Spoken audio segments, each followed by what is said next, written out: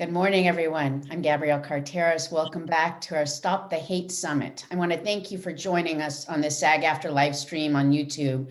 To stay informed about all of our live stream and video events, we invite you to subscribe to this channel. You can go ahead and do that right now. Now, we'll be pausing throughout as we have with us Destiny Bradford and Jocelyn Silva to translate the programming into American Sign Language. Destiny and Jocelyn will be switching off periodically throughout today's events. Please note that we have received many questions from members and viewers in advance and have incorporated as many as possible into our discussion today. As a reminder, today's program is being recorded and you can watch the replay right here on SAG-AFTRA's YouTube channel, along with more great content. We also invite you to follow the conversation on social media using our official hashtags SAG-AFTRA and hashtag Stop the Hate. So I want to welcome our audience to this important summit. We've assembled a high-level group of speakers and experts to confront one of the most important topics we seek to address each and every day at SAG-AFTRA: diversity, equity, and inclusion. Each of the panels today lifts up our beautiful and diverse communities in a vigorous conversation about the lives of performers and as citizens in their communities. I want to recognize our sisters and brothers who are Asian American Pacific Islanders, Blacks, or those of American diaspora, LGBTQ, Latinos, women, Middle Eastern and North American, people with disabilities, and seniors, and thank you all for your participation. I also want to recognize a few of my colleagues who work to protect people in this space each and every day. We have Executive Vice President Rebecca Damon. Hello, Rebecca. We have Secretary Treasurer Cameron Manheim. Hello, and National Executive Director David White and Chief Operating Officer Duncan Crabtree Ireland. Hello to everybody. In nearly 5 years as SAG-AFTRA's president, I have to say that I'm incredibly proud of the strides that we have made in championing and advancing the cause of diversity, equity, and inclusion in our collective bargaining agreements, internally in the union, as well as our engagement in society's broader grappling with these incredibly critical issues. Over the years, in virtually every collective bargaining agreement we negotiate, we deal with diversity, equity, and inclusion. In the forefront of our priorities, and pay equity is an ironclad principle. We are also encouraging greater diversity within our industry by engaging in honest and open dialogue and expanding opportunities for all communities. Sometimes, as is true in any community, conversations about diversity, equity, and inclusion can be fraught and evoke pushback. There is much for us to do. But what the most important thing is, we are on the path. Today, we've set a goal. The time for just talking is over. As much as we can, we have structured this week of events to outline actions that we can take from this day on.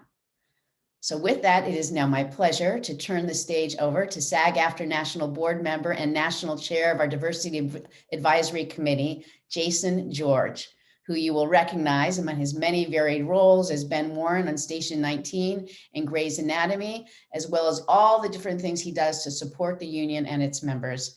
Welcome, Jason. Hi, Gabrielle. How are you doing today? Really good. So nice to see you. It's good to see you. Thank you. Good morning, everyone. I pulled back and take a 30,000-foot view of our industry, our union's role in it, and each SAG-AFTRA member's place in it. That's essentially what the Diversity Advisory Committee does as we try to facilitate collaboration and communication between the 7 national diversity committees. And if you watch that view over time, you'll begin to see a clear theme in how we advance the work of diversity, equity, and inclusion. It's a theme I believe we can all learn from. When we all support both the individual and common goals of each committee, we advance the mission of the entire union in a synergistic way that achieves more than the sum of the parts of all 7 committees. If I'm there for them, they will be there for me, and SAG-AFTRA will be there for all of us. Now, I've benefited from that mindset, not just here at our union, but also in my own professional life, working with producers like Shonda Rhimes, Betsy Beers, and Krista Burnoff. When the people in power truly lean into diversity, you feel that effect at every level of the show, in the content and stories, but also with who is working on the show, in front of the camera and behind it. Now, if you want further proof that the ethos behind Stop the Hate Week has always been a part of SAG-AFTRA's DNA, take a look at the American Scene Awards. SAG-AFTRA gives those awards to union productions that exemplify a commitment to employment of our diverse union membership, and most intelligently and progressively employ the talents of people of color, people with disabilities, women, seniors, people who identify as lesbian, gay, bisexual, transgender, and/or queer, and other underrepresented or misrepresented communities. Utilizing more of the diversity of our membership results in a more realistic portrayal of the American scene, hence the award's name. We have a saying in the SAG-AFTRA offices: it starts with us. We have to be the change we want to see in the world. It starts with me and you as individuals, and it also starts with SAG-AFTRA as an institution. Our board recently issued a commitment to equity in hiring in the stunt community without compromising excellence or safety, expanding the pipeline into the profession by setting up procedures, protocols, and best practices to advance equity and inclusion. And we have a stalwart SAG-AFTRA leadership and membership embracing all our work to eliminate racism, sexism, homophobia, disability discrimination, ageism, and other forms of discrimination that block work opportunities and impede the career paths of the full diversity of stunt professionals within SAG-AFTRA and throughout the industry. We also have at our disposal a whole set of tools to take action outside of our own house and in the industry at large. Legislation, specific programs with robust funding that eliminate roadblocks to hiring, and significantly, addressing diversity, equity, and inclusion at the bargaining table. All of which are aimed at strengthening and expanding the pipeline for people to enter the profession and build a pathway for a career. But as important as getting a job is, I truly believe it's about more than that. Recently, I was listening to a podcast covered by SAG-AFTRA, and they were talking about how scientists were able to map and view people's brains as they were reading a story or watching a movie or television show. When the story or film depicted someone running, the centers of the brain that control movement lit up, specifically the portions that control the lower half of the body, the legs. Technology has finally proven what most performers and broadcasters knew instinctually. A story well told literally has the power to let you walk in someone else's shoes. We are performers and broadcasters. We entertain and inform, but we also educate. Every SAG-AFTRA member has the ability to teach empathy merely by showing up for work and sharing your humanity. And our country truly needs that at this moment in history. Now, it's my pleasure to turn it over to the SAG-AFTRA Secretary Treasurer, Cameron Manheim, who is joining us by video. One note on the panel that Cameron will be introducing: we had some technical difficulties. We all know the Zoom world we live in now, but the conversation is so important that we decided to press on. So here's Cameron. Hello, and welcome to day 2 of the Stop the Hate Summit. I'm Cameron Manheim, and I became fluent in American Sign Language back in 1987, and I worked as an ASL interpreter in New York City for many years. But in these last 34 years, I've only had a very few occasions to use ASL as an actor. One of my first acting jobs was as a lawyer who could sign fluently with my deaf client on Law and Order. I also starred in the Deaf West Theater's production of Spring Awakening on Broadway. And I've worked alongside Marlee Matlin on The Practice and Shoshana Stern on her TV show, So Close. I feel incredibly fortunate to have worked with these phenomenally talented performers, and I would have loved to have done so much more, but there are just too few opportunities for performers with disabilities. In fact, people with disabilities make up less than 3.5% of all on-screen characters. And when we do see characters with disabilities, they are often played by non-disabled actors. So it's a fact. The number of people with disabilities on screen and working on set and behind the camera is just dismally low, and that must be addressed by our industry. So we are very pleased to present a frank discussion on disability inclusion in Hollywood. The panel was pre-recorded to accommodate multiple schedules, but it features top actors and union activists, along with Jay Ruderman of the Ruderman Family Foundation. He is a fierce philanthropic advocate for the inclusion of people with disabilities throughout our society. Thank you so much for joining us. and being a part of SAG-AFTRA's pledge to work on diversity, equity, and inclusion. We hope you enjoyed the presentation.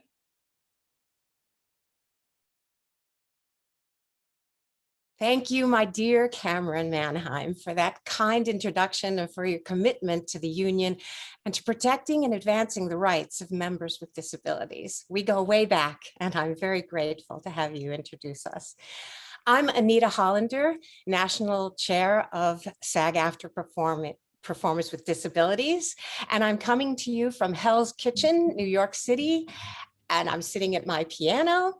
I am a Caucasian woman with blue eyes and brown hair.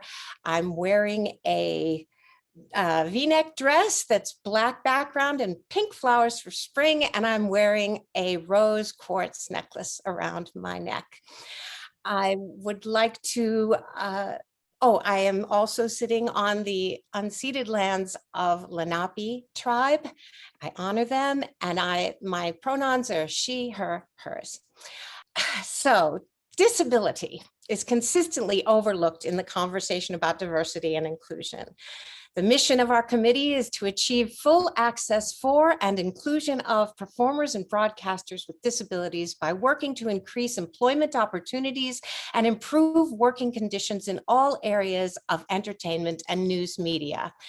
Last year, I was part of a forum for SAG-AFTRA for the PTEOE, online, of course, that Cameron moderated called Performers with Disabilities, Inclusion, Authenticity, and Allyship. It was held to coincide with the landmark 30th anniversary of the Americans with Disabilities Act, a civil rights law that prohibits discrimination against individuals with disabilities in all areas of public life. We focused particularly on the portrayal of persons with disabilities by non-disabled performers and its effect on how the media and industry views the community overall. I think it was New York local board member and New York local Performers with Disabilities Committee Chair, Christine Bruno, who captured the issue of PWD perfectly when she said, disabled performers are often not allowed to play ourselves because disability is often seen in the industry as a technical skill or a bag of tricks. And many fellow actors get awarded for their performances. But we're here to tell you that disability is not a technical skill, it is a lived experience. So where do we go from here? That's the topic we're here to discuss with my three fellow warriors in the fight for greater disability inclusion in entertainment and media. Joining me today are Jay Ruderman, President and Trustee of the Ruderman Family Foundation, one of the foremost organizations pressing for disability inclusion in the industry and elsewhere. Among many other honors, in 2019, Jay was honored at the Media Access Award with SAG-AFTRA's Disability Awareness Award. We are also joined by Danny Woodburn, my comrade, my vice chair of the SAG-AFTRA Performers with Disabilities Committee.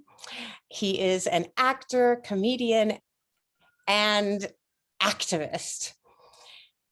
Also with us today is CJ Jones, an actor of many breakthrough roles in film, broadcast series, and commercials, as well as producer, director, and writer, and creator of the International Sign Language Theater Festival. CJ's work includes a TED Talk, TEDx Talk, and this year, Gallaudet's 2021 commencement address. So, Jay, Danny, and CJ, would you please provide us with a visual description of yourself for our blind and low vision guests? Why don't you start, Jay? So I'm a white male, brown hair, blue eyes, wearing glasses, wearing a white shirt, sitting on a gray chair with the background of a logo for my podcast, All Inclusive with Jay Ruderman. And Anita, it's my pleasure to join you today and my fellow guests who I know well, Danny Woodburn and CJ Jones. Thank you, Danny. Hi, Danny Woodburn. I'm another one of those white males with dwarfism. I have a brown hair beard and the hairline of a cruise ship captain. My shirt, my wife has named Blueberry Buckle, so that should give you a sense of the color. And the background is a Mary Russell painting, blue and white lilies, if I recall. Great, thanks, Danny. And CJ. Yes, hello everyone. I'm a black man. My hair is black and short. I have an eye patch right now with 2 pieces of tape keeping it on my face. Yesterday I had an accident, so excuse me about that. I'm wearing a blue shirt. My background is a world map with 2 passports on it, on the right and the left. Thank you for having me.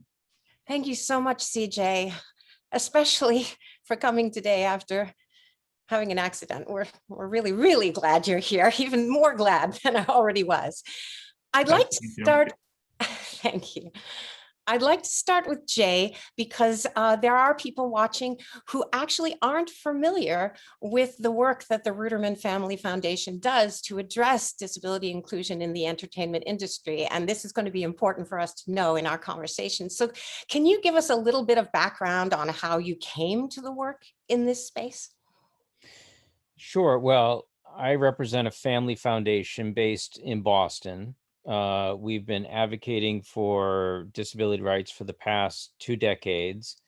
In entertainment, you know, when we started to get involved in advocacy, and we would call out politicians or celebrities, singers, you know, business leaders who were deferring to disability in a derogatory way, and we would put out a press release and speak against that. We sort of gradually came into entertainment in the inauthentic portrayal of disability. First of all, knowing that in the last 30 years, half of the men that have won the Best Actor Oscar have won for playing a disability when they themselves did not have a disability. And we became very critical of movies that were casting able-bodied actors in the roles of disabilities. And we were very harsh in our criticism.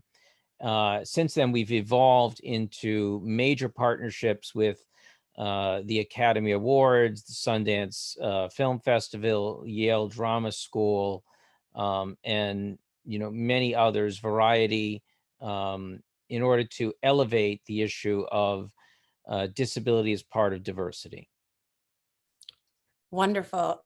There's just so many facets of what you've done. We're really deeply appreciative of that. CJ, I wanted to know, having just watched the Spotlight on Deaf Theater Festival, it was a theater festival on Zoom this past weekend. I wanted to hear your remarks on authenticity from the deaf community in casting, authenticity in casting.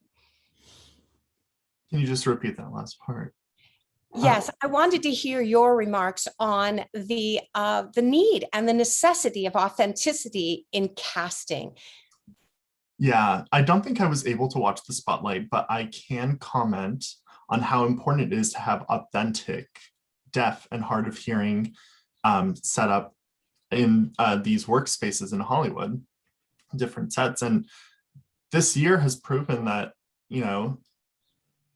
I've seen for several different reasons. For example,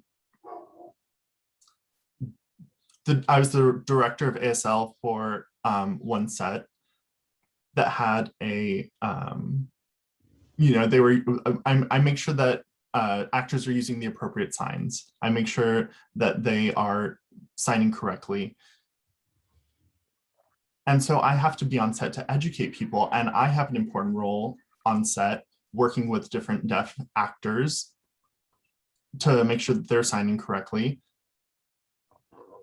And also during production, I have to make sure that the sign matches with framing, etc., for how the camera angles are, make sure that the hands are in sight. And that's the kind of equality that I have to support and stand for. I have to make sure that the sign is clear. I have to make sure that it's correct. I have to make sure that it appears on camera. we do have a lot of motivation to get deaf people in deaf roles and for them to have access when being in these work environments. I remember on Facebook, there was a commercial and there was a whole deaf cast on this one ad that I saw, but the signing was so, I mean, the framing was really awkward. There was some kind of argument, and I reached out to this ad and I told him, this doesn't look right. And, everyone relies on, deaf people to provide the appropriate kind of ASL, and I love to be in these roles, but the industry really has to change their attitude and be willing to learn and make changes. On set is what I mean. That's what I'm talking about. So the authenticity is happening more and more now. Like Godzilla versus Kong. They do have a deaf child actor in that movie. And, it's this big, crazy movie. And the industry is picking up on authentic roles compared to 3 years ago, I mean.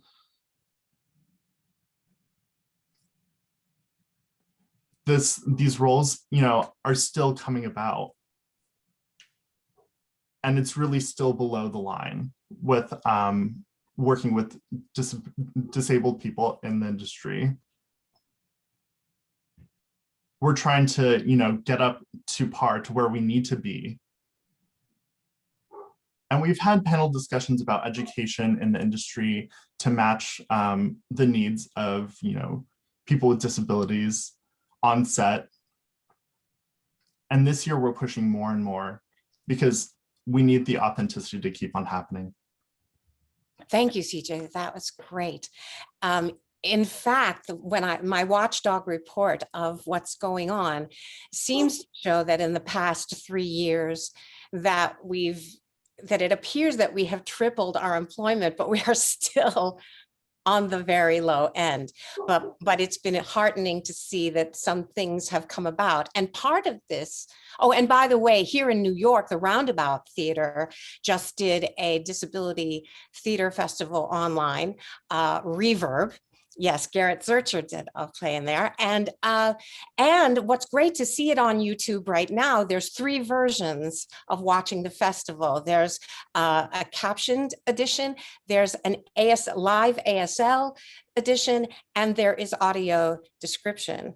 So that if you have a specific need that you want, you can watch the whole festival on all those platforms.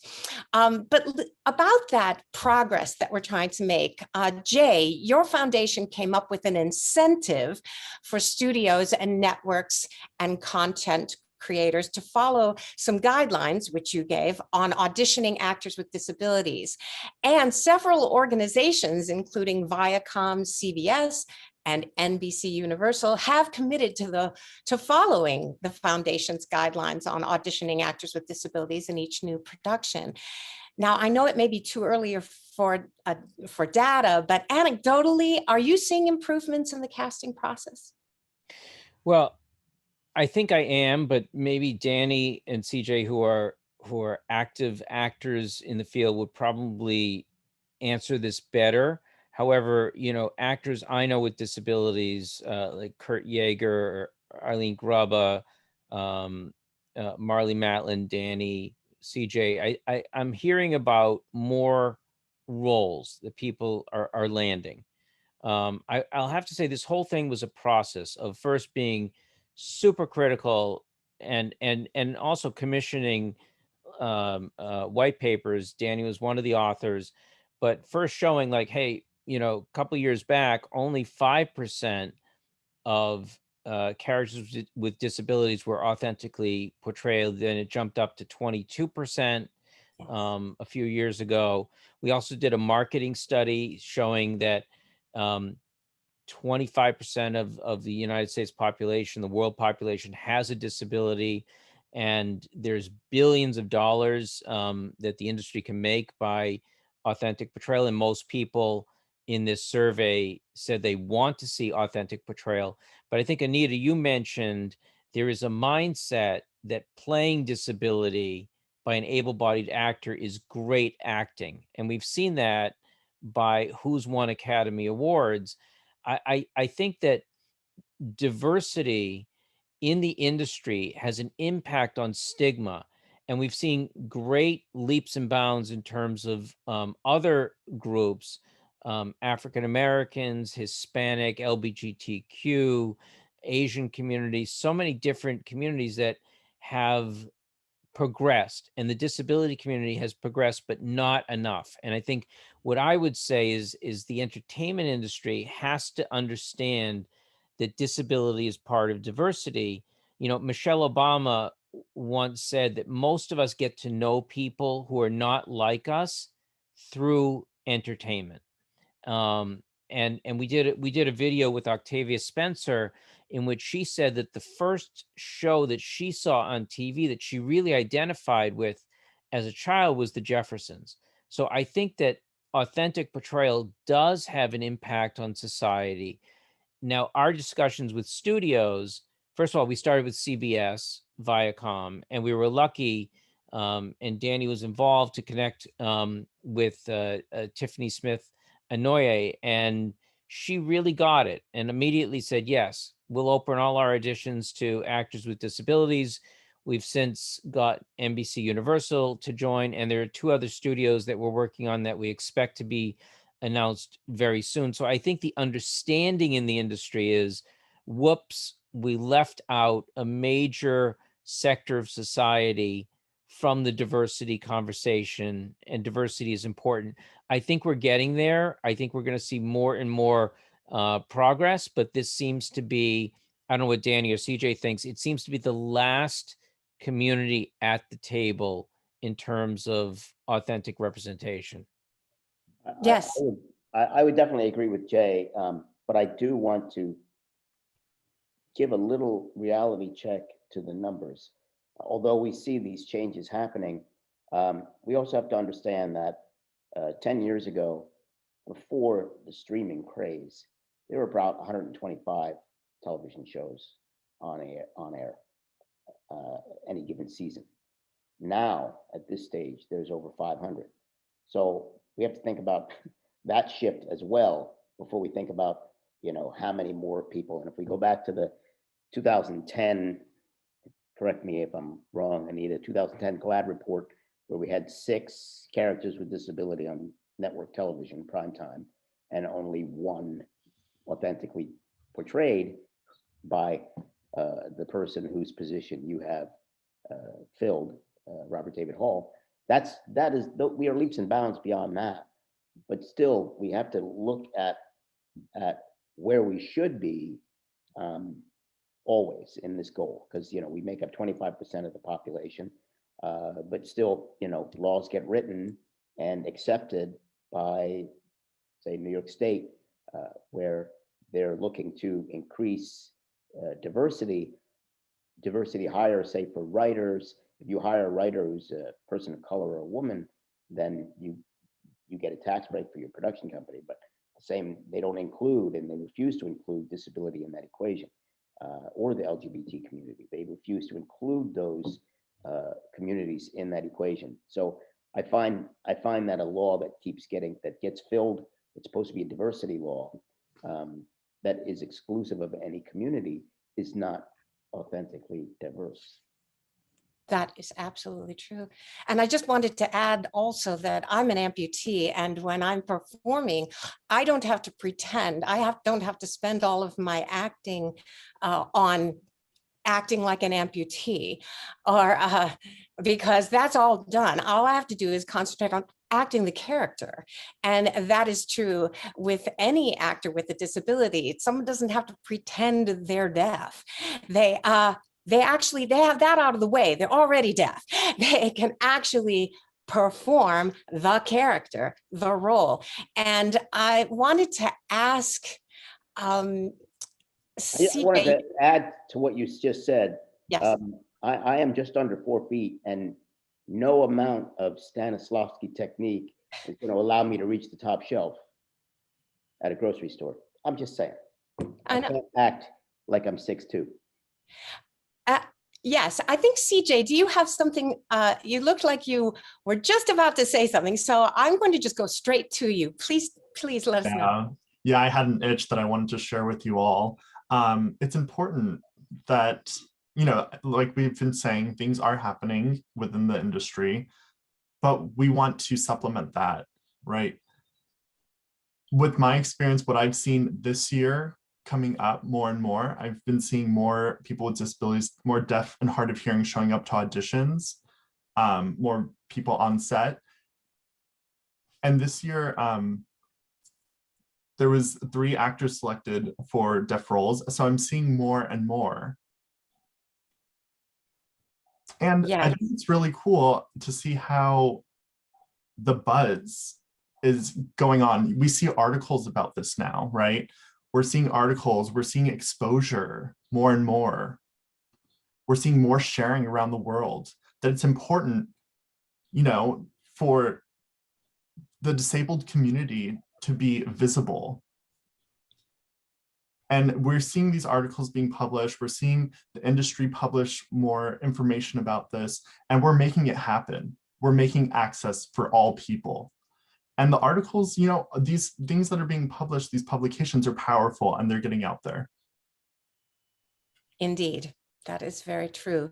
And actually a book just came out that a show I wrote is actually in that anthology, and it's called At the Intersection of Disability and Drama, which is I was amazed at how many people were excited about it, because I thought, it's this big anthology and, you know, nobody wants, but in fact, people, you're right, CJ, people actually were like, yeah, we need that. We need resources, and that's what's being provided. So thank you, CJ. I want to make sure we talk about one thing, Danny, and that is allyship. What can actors who have no disabilities, what can their role be in this? Because, and I've seen some really great ally actions in the past, but let everybody know, what can they do to help? I can anecdotally put some light on that. Back when Bryan Cranston did The Upside, you know, there was a lot of flack that came back, and it was continuous. It might have died down a little in the press, but it was continuous in our community. So I reached out to Bryan and I said, hey, you know, this is what's going on. And he says, well, press has said it's sort of dying down. And I said, in the press, it's dying down, but in the community, it's not dying down. So I wanted to know if you'd had, you know, meet with me, have a cup of coffee and have a discussion about it. And we sat for about 45 minutes over coffee, nice casual, 2 old buddies meeting up. And I told him what the frustrations were, and he explained to me, you know, a number of things that I don't think came out, like how long ago this had been offered to him, and also the very real part of this, which is marquee. Bryan is a marquee name, right? So that his name is going to sell the film. And I said, that's a legitimate understanding, but also if people with disabilities aren't given opportunities, they're not going to make it to that place of marquee. Which he understood fully. So I said, do this, you know, when you have this opportunity and you're in a film and there's disability representation that's going to be done by somebody who's an A-lister. If you take one job away, you have to give back 3. So you have to put 3 people with disability in that film. And I feel like that is, so it should be like a contractual thing in a way. You know, if you're going to take a job from a disabled performer, make sure that you've given back at least 3 other jobs in that same production. So I feel like that's an important part of this picture, and talking to studios and saying the same kinds of things. If you have to cast somebody, and it's going to keep happening, The Sound of Metal, right, is another example, if I'm not mistaken. So we have to make sure that we not only do we give those actors an opportunity, other deaf and hard of hearing performers opportunity in that same film, but we also profile them, we highlight them, we get them out there to the press. You know, I think CJ's experience on Baby Driver was in terms of the press. You know, they looked at CJ and went, he's a real talent. How can we capitalize on this, right? And so and they did, and it became like a major selling point of the film. The fact that we had an authentically deaf performer, multiply marginally deaf and Black. Holy crap! We've got, you know, we've got all of this going on in this film. Let's put some light on it. Let's pat ourselves on the back. You know, so that's what networks and studios need to do, is start patting themselves on the back, but actually doing the work that allows them to do that. Yes, and I want to add, I always tell people when they say marquee box office name, Marlee Matlin was not a box office name when she was cast in Children of a Lesser God, and she walked away with the Oscar. She was not known, and she became known. So I always push back a little bit on that argument. Another great allyship situation was that Matt Jager, actor who is not deaf, was called in to audition for a deaf role because he could sign, but when he spoke to them, they said, well, I will audition, but you have to audition deaf actors. I need you to see so-and-so. And Troy Kotzer, a deaf actor, ended up with the role because Matt went out to bat for them. We realize jobs are jobs. Everybody needs them, especially now. But Matt did not go to the audition. He just said, I will audition if you will audition authentic deaf actors for this role. So that's another way of allyship. Good point. So Jay, each year the foundation honors productions with a seal of authentic representation. Can you talk a little bit about the goal of that program, and what are the recipients doing right that other productions should model? Maybe we've already covered it, but if you have anything more to add to that. Sure. Well, first of all, I'd like to say, you know, with the upcoming Academy Awards, you know, we're seeing progress that we haven't seen in previous years. So Marlee Matlin will be a presenter. She is the only living actor with a disability to win an Oscar, and she'll be presenting this year. Crip Camp is up for an Oscar, which is a documentary about the disability rights movement. So I think we're seeing, you know, some progress. What we've done with the seal of approval, and first of all, I have to say, you know, unlike Danny and CJ, we're an outsider. We're a Boston-based organization. Yes, we have some resources, but we can operate in a way that we have no stake in the game. You know, we're not invested in the industry. So when we approach a studio and so forth, we're really an outside organization. But the seal of approval was an idea to take mostly television shows, but some movies that did authentically portray an actor with a disability, and to give them a credit.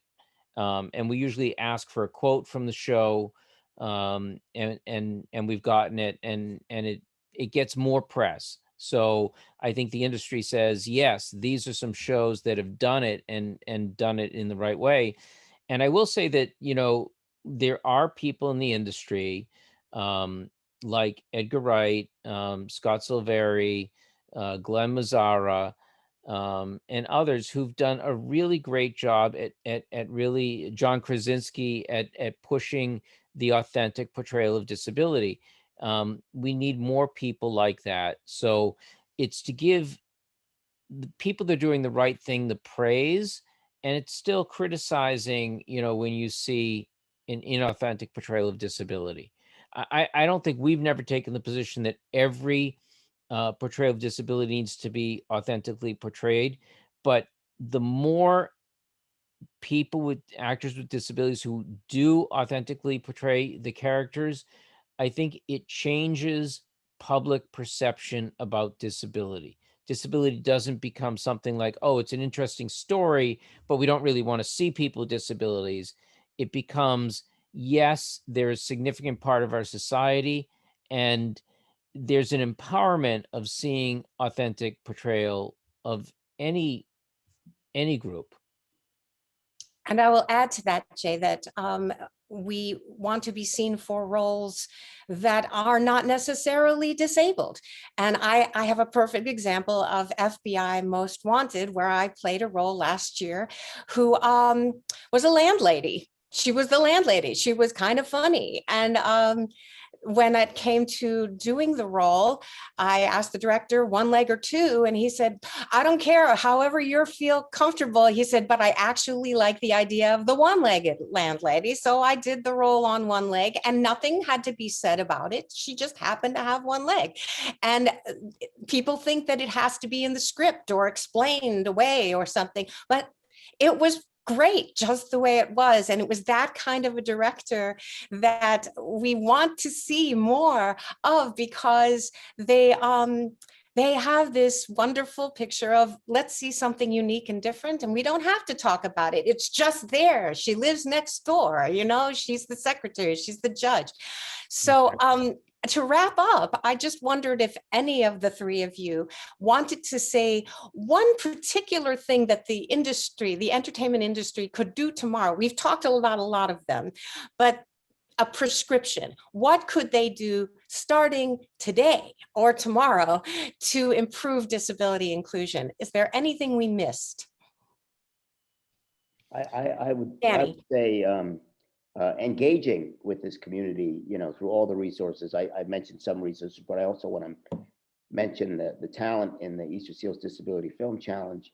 You know, that's been going on for a number of years, and there's, you know, at this point, hundreds of actors and actresses that have been showcased in that film challenge. But also to engage with this community and look for creatives and have our community also seek out networks and studios and production companies and present their ideas.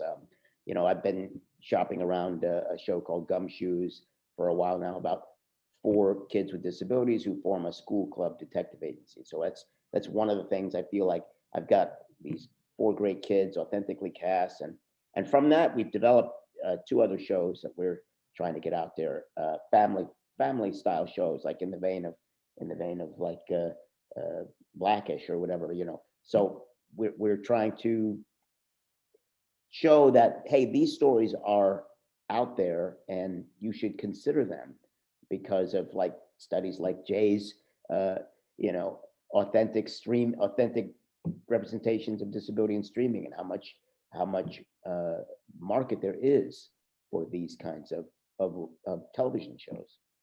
That's right. And I know that CJ and I both have been on the other side of the camera, and directors, and so is Danny. We're all writers. We've all written our own material, which I would encourage everybody to do. I mean, I have a show now that can tour around the world, that I just put it out there, and it's not always as hard as people think if they just start to create material and have people see it. I think we have to wrap up now, but I want to thank CJ and Danny and Jay for all your incredible insights and your contributions. And we will continue to fight the good fight. And thanks to you guys, I think we are headed in pushing that boulder up the hill. We're actually getting it a few feet higher. So thank you all very, very much. And thank you, SAG-AFTRA, for this opportunity. Okay. Thank you, Anita. Thank you, Anita. Thank you. Thank you very much.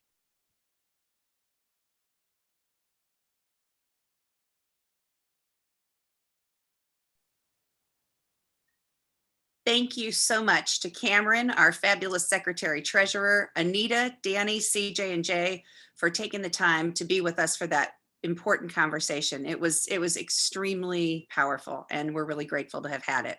So just for everybody watching, we're going to be back at 10:30 a.m. Pacific and 1:30 p.m. Eastern for our next panel, Seasoned Performers, Seasoned Representation on Screen.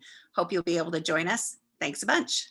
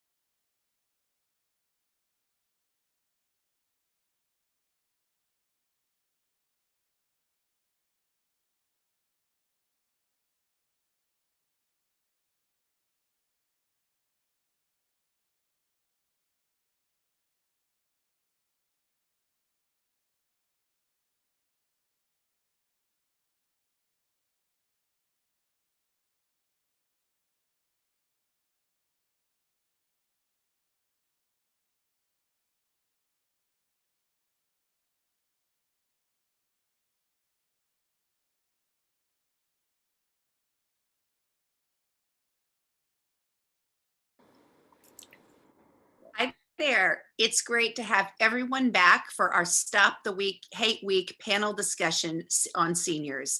You know, one of the things that is just mind-boggling is that one of our greatest resources in terms of experience and knowledge in the entertainment industry is so often marginalized, misrepresented on the screen.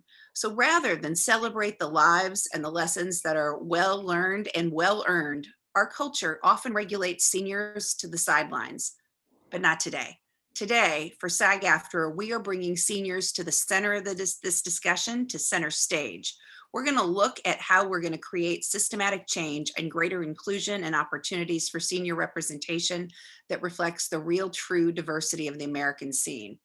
We are so lucky to have today to open up our discussion, Jackie Joseph. Jackie Joseph is the National Chair of SAG-AFTRA Seniors Committee. Jackie has had such a storied career in our business, spanning many decades, including her roles in Gremlins, which was a personal favorite of mine, Little Shop of Horrors, Small Soldiers. Jackie does so much for SAG-AFTRA, and we're just grateful to have her here. So welcome, Jackie. It is so wonderful to have you with us today. Thank you. Thank you, Rebecca, for your kindness and for your endless devotion to our very wonderful union. You are so present, and your leadership is a treasure. And also your commitment to pushing proactively on the issue of equity and certainly on the issue of seniors. Okay, I'm Jackie Joseph. I am 87 years old, and I am an actor. That's a nod to the SAG Awards. Oh, I mentioned age. You know, age usually is unmentionable. It's many performers are just horrified at the mention of age. It's like circling the drain, just waiting to go down. Now look, we know that with age comes some physical challenges, like people in real life. You know, can't hear, hearing aids. A little trouble seeing, glasses. A broken rib, like I have right now, suck it up. As Stephen Sondheim said over 50 years ago, I'm still here. We're still here. So, as a National Seniors Committee, our primary mission is obviously to create the employment opportunities for SAG-AFTRA seniors that they so deserve. And we work with locals on their projects to advance their seniors and also to increase awareness of the value of hiring seniors. I mean, they're really interesting people. Now, we do focus on the necessities like healthcare and pensions and entitlements that are out there. But I think the fundamental question for today's panelists right now is who? Who is a senior?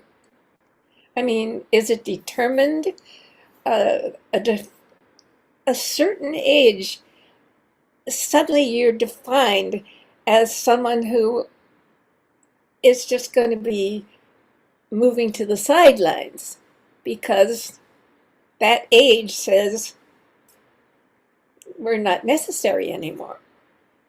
Especially women, may I say. Big deal for women.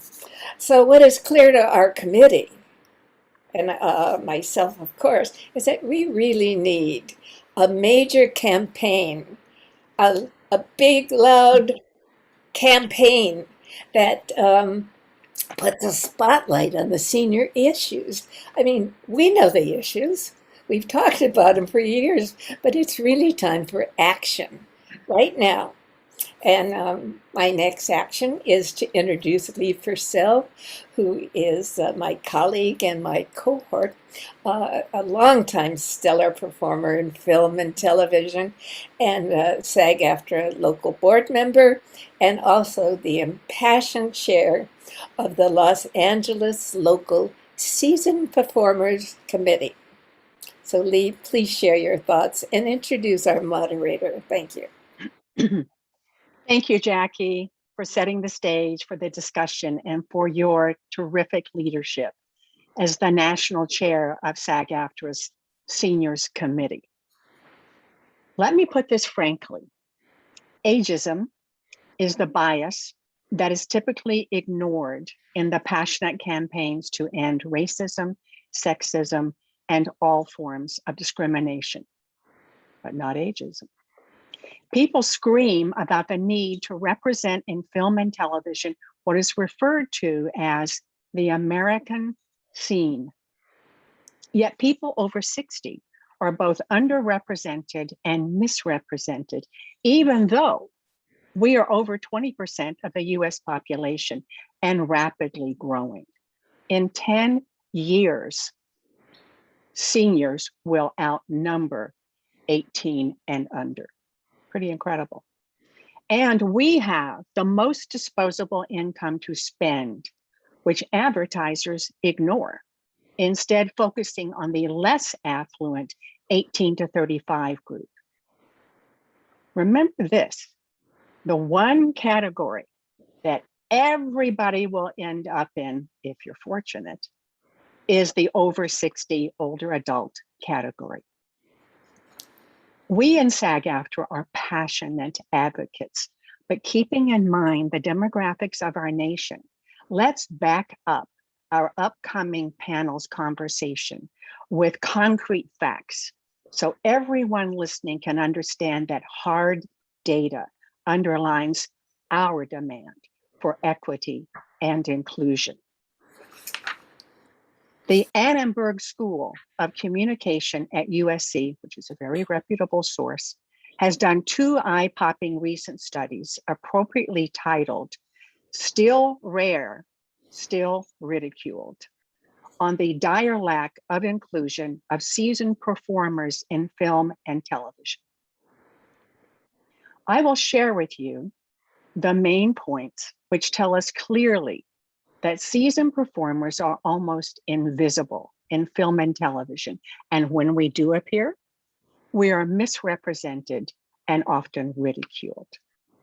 In the top 100 grossing films of 2016, out of the 4,288 speaking or named characters with a discernible age, only 10.7% were 60 years of age or older.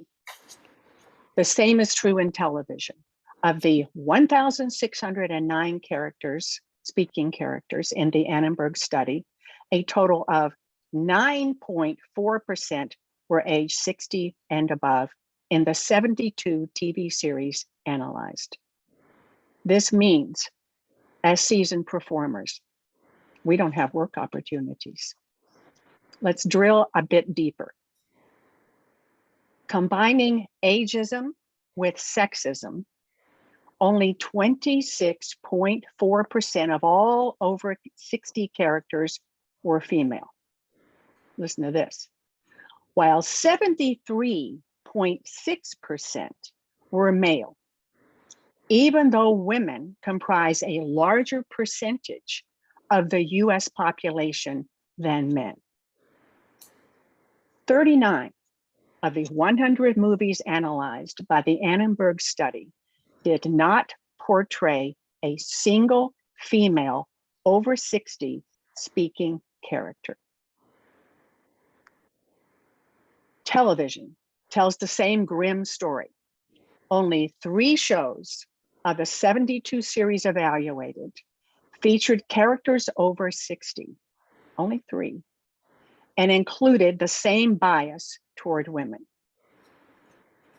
When characters over 60 appear on large or small screens, the litany of misrepresentation, bias, and ridicule is clear. The characters over 60 overwhelmingly include mental, physical, or communicative impairments. Where are the healthy, smart, vibrant, sexy, over 60 people that we all know and that we are? Now, there is a ray of light with the recent launch of Landline Pictures, a label under the independent studio MRC Film, which I just love, which is specifically targeting the 50+ audience and is aiming to release 3 to 4 films each year for both theatrical exhibition and streaming. It's run by Amy Bayer, who previously ran CBS Films and was the executive vice president of production at Sony. She has said publicly that movies aimed at the over 50 demographic are, and I quote, made for an audience that craves content, but don't have a lot of content created for them and for their lives and their experiences, end quote. In other words, there's a lot of money being left on the table as an entire lucrative audience is being ignored. I agree with Jackie. We need to wake up people with a major campaign. And that is what I hope we come out of today's discussion with. A commitment to storm the barricades, to make real lasting change to the last accepted bias, ageism. We have a stellar group of panelists, which I am honored to join, to engage these issues and to lead the discussion. It's my pleasure to introduce my friend, Ellen Crawford, a phenomenal actress of stage and screen, who many people know from her role as Nurse Lydia Wright on ER, the legendary series from 1994 to 2003, a role she reprised in 2009 for the series finale. Ellen is the National Organizing Chair of SAG-AFTRA, a former national board member, a Los Angeles local board member, and the co-chair of the LA member Organizing Volunteer Efforts, known as its acronym, MOVE. Thank you, Ellen, for your work, and take it away. Mwah. Well, Thank you so much, Lee, and thank you, Jackie. You know, your passionate advocacy combined with these really, truly vital and startling bits of data that you've given us, I think really set us up for a very empowering event. I really appreciate it. To all of you attending, thank you. Welcome to our conversation with award-winning panelists, award-winning seasoned actors, as we consider how to create systemic change with greater inclusion and opportunities for senior performance to better reflect the diversity of the American scene. Now, I think we've all heard enough discussions that have kind of spiraled into just complaint sessions. So I want to approach this with a focus on resiliency, opportunities, positivity, and ways to engage allies and find solutions. So we have an extraordinary panel today. I will say up front, we had some last minute changes that I need to announce.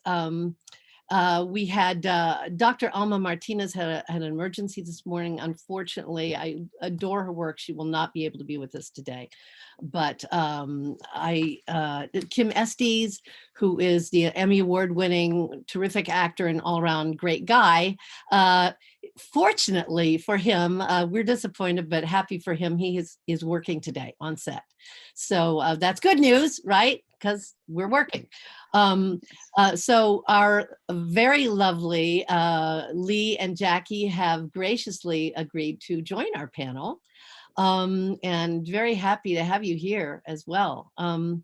So let me introduce the rest of our amazing panel. I'm so excited for this panel.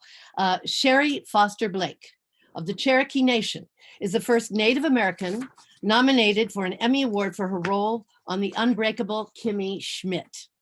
She was a founding trustee of the First American in the Arts, which honored her with a Best Supporting Actress Award for her role in Oliver Stone's U-Turn. On screen, she's appeared in Shouting Secrets, and her movies for television include Crazy Horse and Coyote Waits. Sherry is a veteran of the stage and toured with the Native American theater group Mystic Voices. We are very excited to welcome Sherry Foster Blake to the panel. Welcome, Sherry. Thank you. It's an honor to be here. Thank you very much. Honored. It's an honor to be here and to share to share our stories and to get in the circle and complete this circle to elevate all of us. And I'm just really happy to be here. Thank you. Thrilled to have you. Thank you. Jerry Jewell, stand-up comic and actor Jerry Jewell made entertainment history in the 80s as the first person with a visible disability to be cast in a recurring role on television, playing Cousin Jerry on The Facts of Life.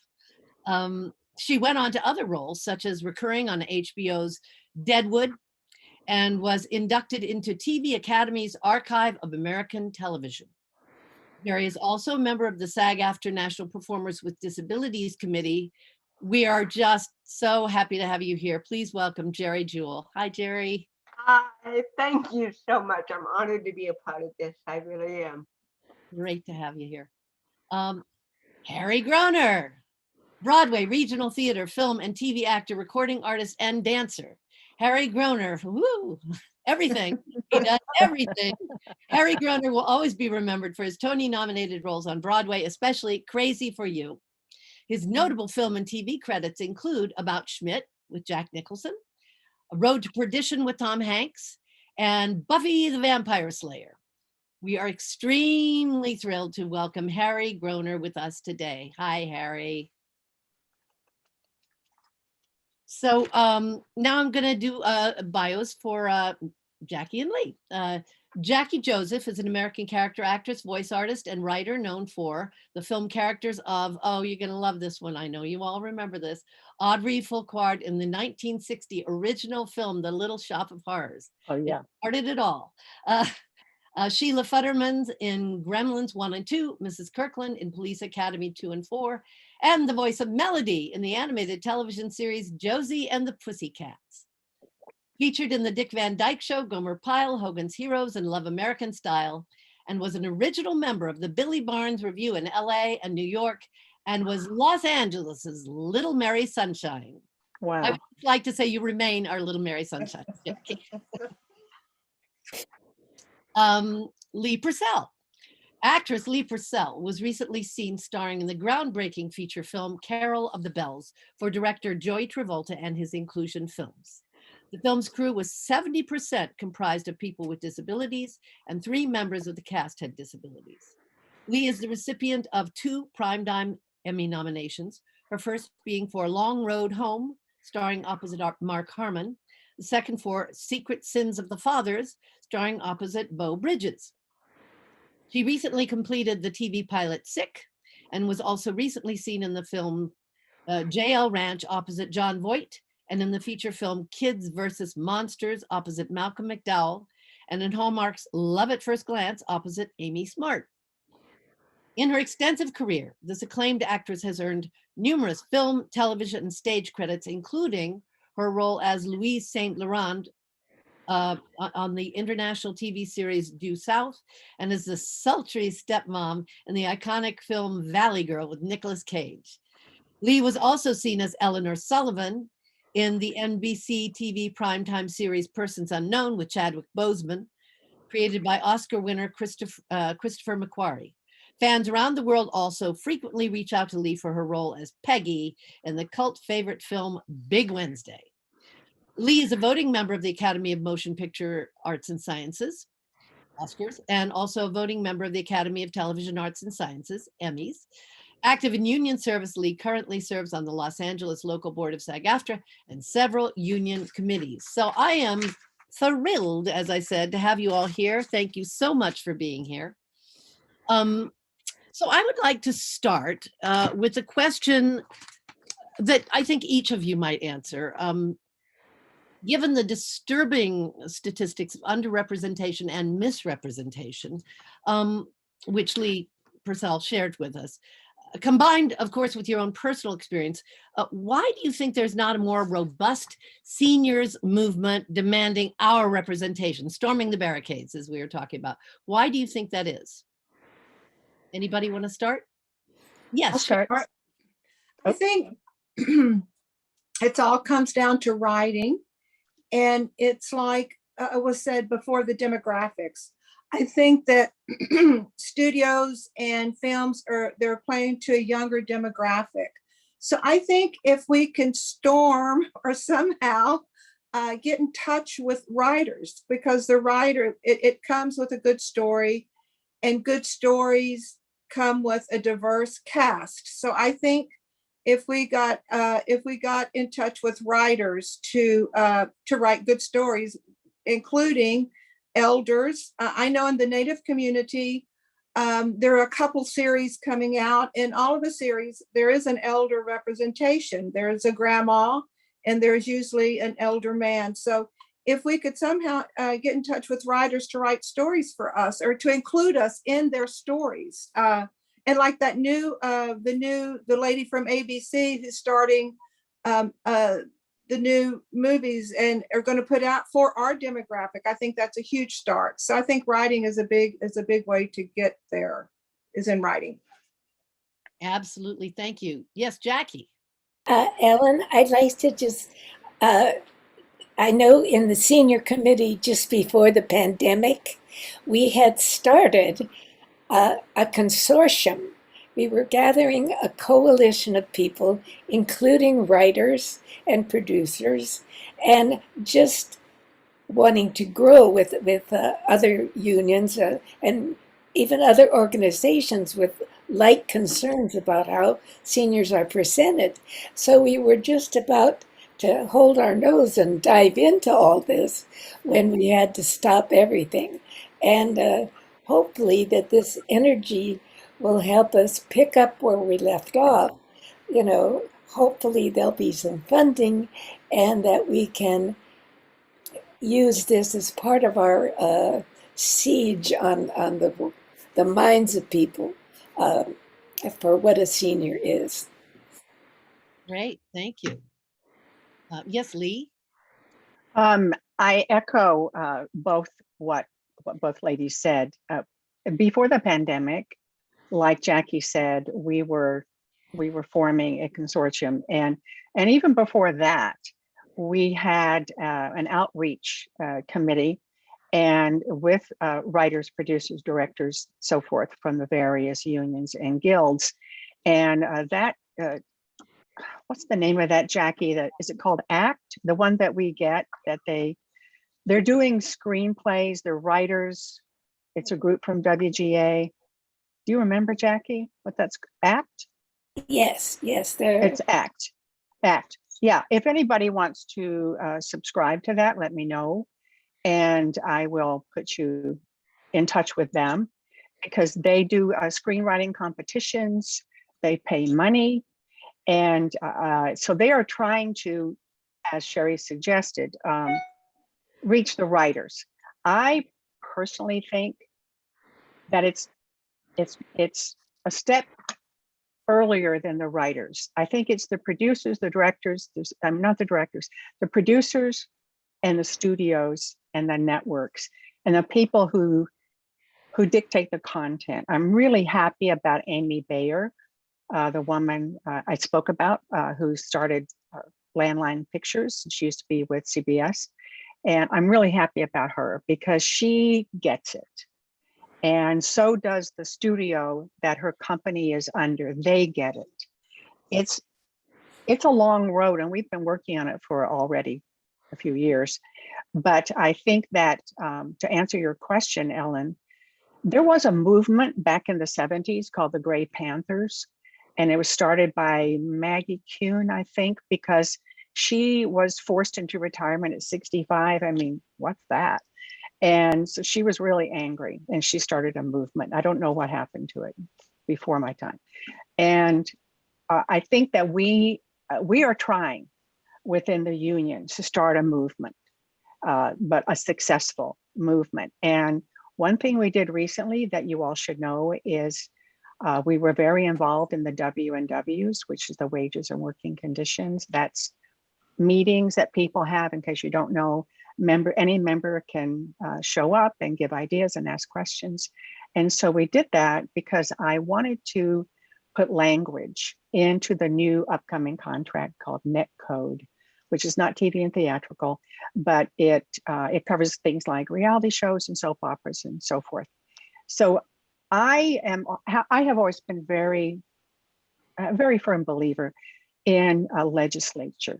And I think if we can get changes, stronger language, stronger rewards, and I don't want to use the word penalties, but stronger rewards for people to use more seasoned performers into our contracts, I think that will really help because it gives us a leg to stand on. Yeah, I believe how that stands right now is that Okay. they agreed to our principle that said we can't force people to hire seniors, but No, we we can. can be very forceful to give them opportunity to be hired. Right.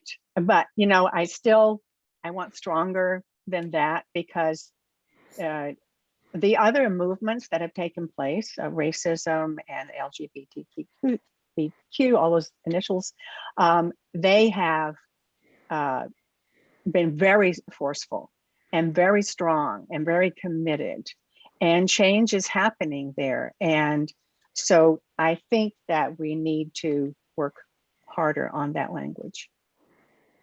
I think what would be interesting would to start to where the 65-year-old who got knocked out, if we could pick up where she left off, include what she did. So I really think what you're saying is totally valid. We have to come at it at every angle, I think. So anything we do is going to be good. I agree. Jerry, Yeah. any thoughts? I agree with that completely. We need to be more forceful. I have always been a part of ableism, having cerebral palsy and breaking into an industry that didn't even look at people with disabilities. And now that I'm over 60, shockingly so. You made it. I am a survivor, but more than a survivor, I'm a survivor. And that's what we all are as seniors. And we need to look at ourselves differently and push forward and let other people know what we are capable of doing. I have a whole career behind me of knowledge and experience that a lot of people don't have. And we all have that. We need to value each other. Absolutely. Great. Harry, you're up. I'm up, eh? I totally, man. completely agree with everything Sherry and Lee and Jackie and Jerry have said.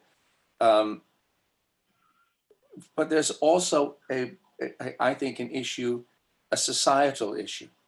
Yeah. It's a perception in our society of people over 50 and whether they're viable for anything. I mean, one of the benefits of the pandemic, one of the benefits of the quarantine for me, I mean, we're all watching more movies, right? We're all on Netflix. We're all, doing a bit more like that. Well, I've been watching a lot of foreign films, foreign television series, and what you will see in France and Germany and all of is you see men and women over 50, over 60. They have romantic leads. They are in those positions, and the perception is that man or woman over 50 is sexy. Mm-hmm. And there is a kind of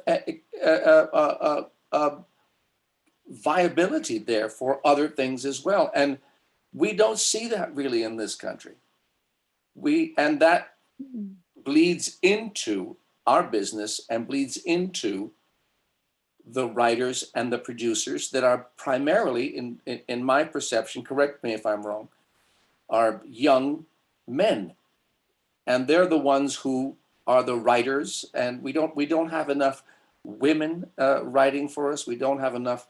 We do have women in positions of power, producing and directing and all that, but not enough. And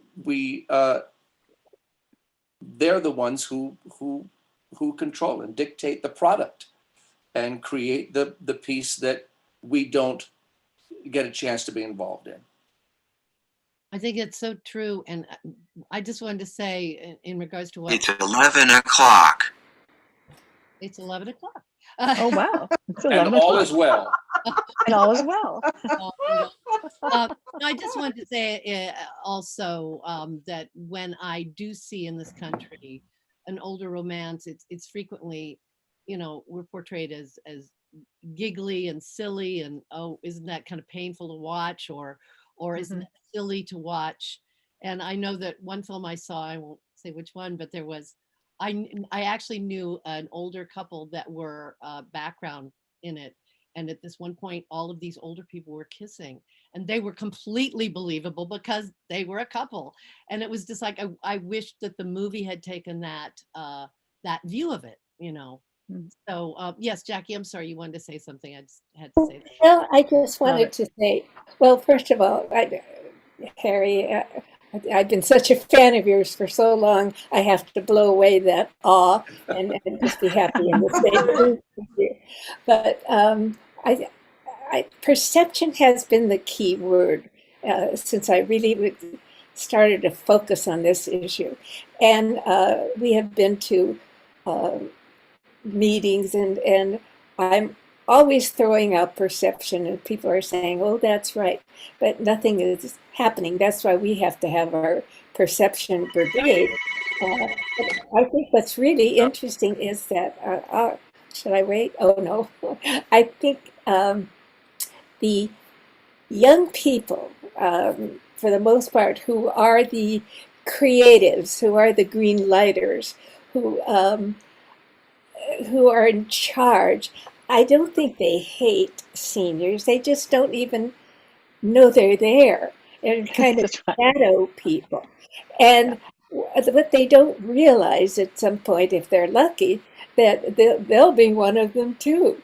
But the good news is that we're still the same people. We haven't assumed another persona just because we're older. We're the same people, maybe a little more accomplished, a little more effective because of our experience and our work, and we're interesting. But some people don't even know we're there, even if we're in front of them going, you know, they can't conceive of what a senior is. So that's our job, to find out, you know, nationally, with the real human beings of the world that aren't on the screen, let's bring them up to know they're interesting so that they can be portrayed once they're noticed in films, and we can do our work. It is a worldwide problem, but mostly, as you say, not so much in Europe and other countries. It's our challenge to get support and to make noise and to show interesting people, not just say, we're really interesting people, but be able to put a spotlight on these people. Put a spotlight on Jerry Jewell. She's one of my favorite people in the world. She's so amazing and fun, and I think Jerry knows it's challenging for me as someone who's hearing impaired, and I have to listen very carefully. But I love what Jerry says. She is such an important part of our community, and I think you told me once, Jerry, that you were standing in line in a drugstore when someone came up to you and said, are you Jerry Jewell? Do you want to be in this series? Yes, that's how I got Deadwood. I was standing in line in the drugstore, and David Milch was in front of me and gave me the role in the drugstore. Wow. Oh my, I didn't know that. He wrote his phone number on a prescription for Prozac. Oh, you know, be ready for opportunity. You never know where it's going to come. Wow. Yeah, you were. It was a little different from being discovered at the soda fountain in a sweater, but it's a similar sort of thing. Right? It's all good. But you were already famous, so I want to make the this brings another question into my mind, because these days, you know, we're exploring intersectionality and those multiple layers of identity, which we have, and that enrich our roles with complexity. And so expressing all of your own layers of identity, I'd like to ask, what are the roles that you want to play but feel are not being written for you? And what would your message be to those Hollywood writers? And Jerry, I'm since she was referencing you, Jerry and Sherry, and whoever wants to jump in, but I was just thinking particularly of the intersectionality of all the layers of who you are and your identity and what you'd like to see written for you. Well, you know, my identity is, I don't know what my identity is anymore. I already did the cerebral palsy thing. I can't do that again. But you've still got it. So you can use it. Well, you know what's interesting is that now that I'm a senior, a seasoned performer, I can have a stroke now, and it's really, I mean, the effects of cerebral palsy, people think I've had a stroke, but I never did. And even if I did, I wouldn't know I had it. So there's a lot of, my biggest battle has been just being considered for a role for a woman my age, period, regardless of what that age is. I want to get past being cast because I have cerebral palsy, because then I'll work once every 10 years. Right, exactly. Sherry, do you want to chime in? Well, I could join in. Being Native American and how it is in Hollywood, when you play Native, you are Native, and that's where basically you'll get cast, and that's fine. Because I'm proud of it, and there's a lot of more Native projects that are coming up that are of today's Native, not, you know, with as what we call leather and feathers, you know. But what I'd like to see as a Native woman, to be a politician, as we have, and to also be a lawyer. I mean, I'm seasoned. I do comedy, but I could also do a serious role. And so I'd like to have roles in that area of more a professional woman, rather than, you know, I love being the grandma, don't get me wrong, or the mother, but be a professional woman that's a senior as well.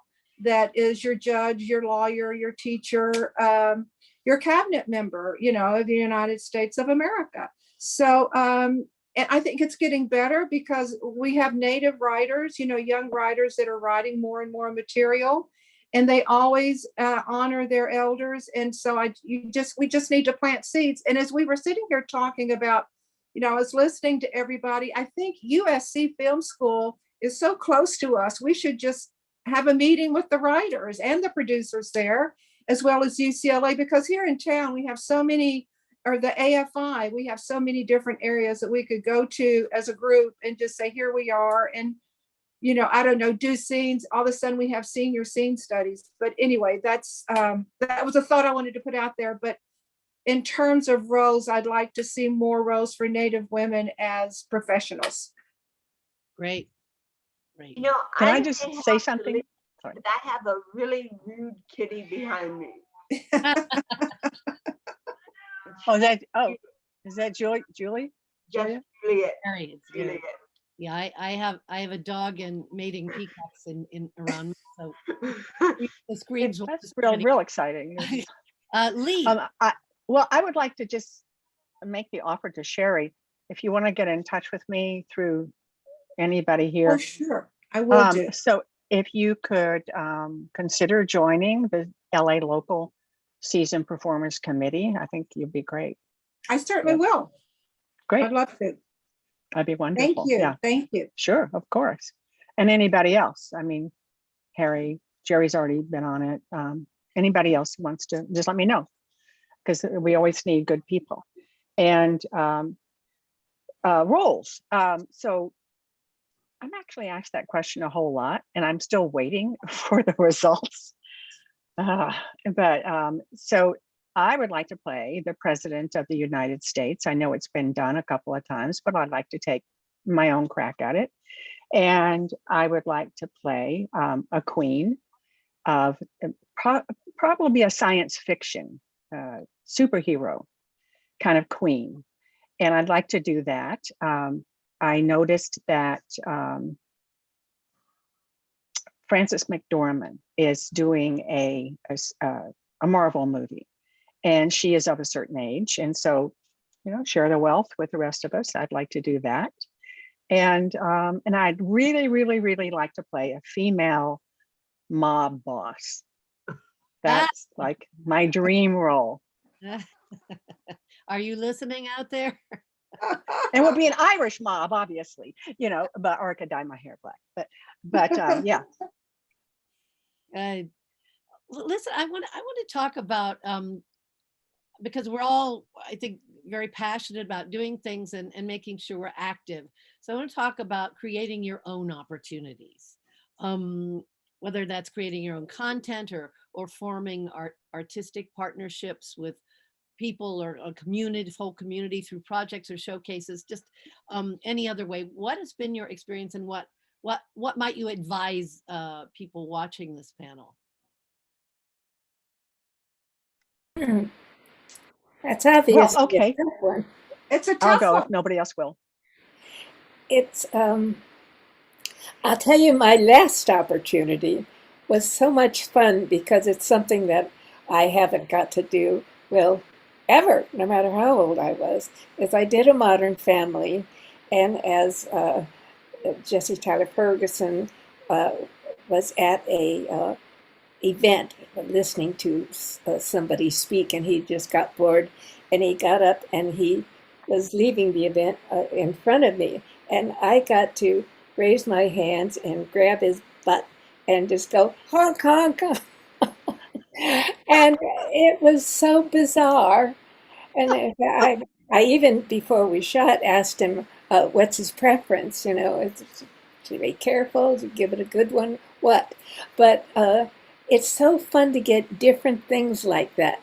It's not that I want to become a professional honker. I just want to do something that's a little outrageous. And because I still have girlfriends. I went to school here in LA, and we are still the same girls we were, except we're older.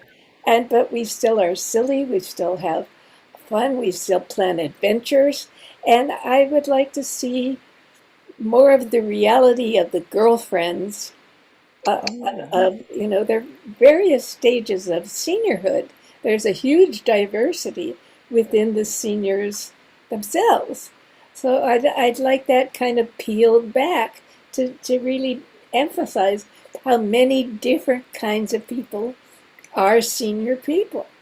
I have been fascinated by how many, like my young nephew and a lot of young people are still fascinated with Golden Girls. So yeah. I mean, I really think that lives on. So it kind of proves that you don't have to have just older people watching older people. Jerry, don't you have a documentary coming out now? Oh, you're muted. Like I had to mute my cat. There you go. Yes, I do. My next draft, but it's not due out until probably 2022. We're still working on it. Great. But can you tell how that came to be and how you've been working on it? We've been working on My Next Breath for the last 10 years. We started it as a documentary about Corey Allen, the director. Oh, Corey, I know Corey. Yes, yes. So Corey is a big part of it. And basically the message, and I studied with Corey for many years. And the basic message that he always left us with is, what are you going to do with your next breath? Question that we always take for granted. If you have a next breath, what are you going to do with it? And so we've incorporated that into a film about My Next Breath, about actors and actresses with disabilities and without. There's a lot to it, and I'm very excited about it. David Zimmerman is the executive producer of it. Oh, we got to be looking for that. Yeah. Harry, I know that you work with the theater company and you've had created artistic partnerships. Do you have any ideas or advice or about forming artistic partnerships in that way that might inform your work and That's really hard. I mean, we have so many young friends who are doing that, and I admire them so, because it's a lot of work to get all that done. And actually, Dawn and I, my wife and I, we benefit from it because they ask us to do, roles in some of the projects that they're creating themselves, and I go, well, I have no idea how to do that, and I admire, but I agree. Yes, we should be trying to do that. Try to create our own projects. Try to if you can write something. If you're skilled with the camera, film something. But it's I'm the wrong person to ask, because I don't know how to do that. I don't know how to. I don't write. I get a project, and that's my work, and I act, and so there you go.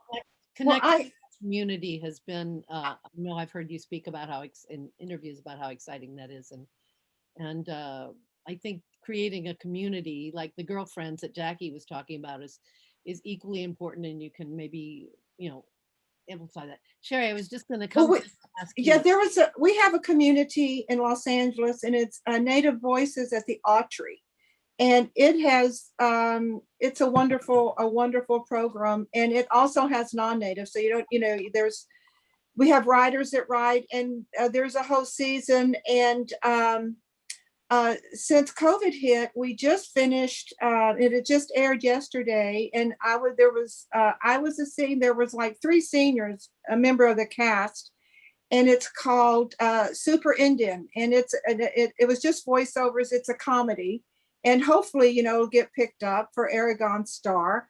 But if any of you, there's always things going on at the Autry, and these young native writers from all over the country submit their works, but there's a lot of non-native parts. So that's an ongoing thing. So you might check that out, for everybody. Right.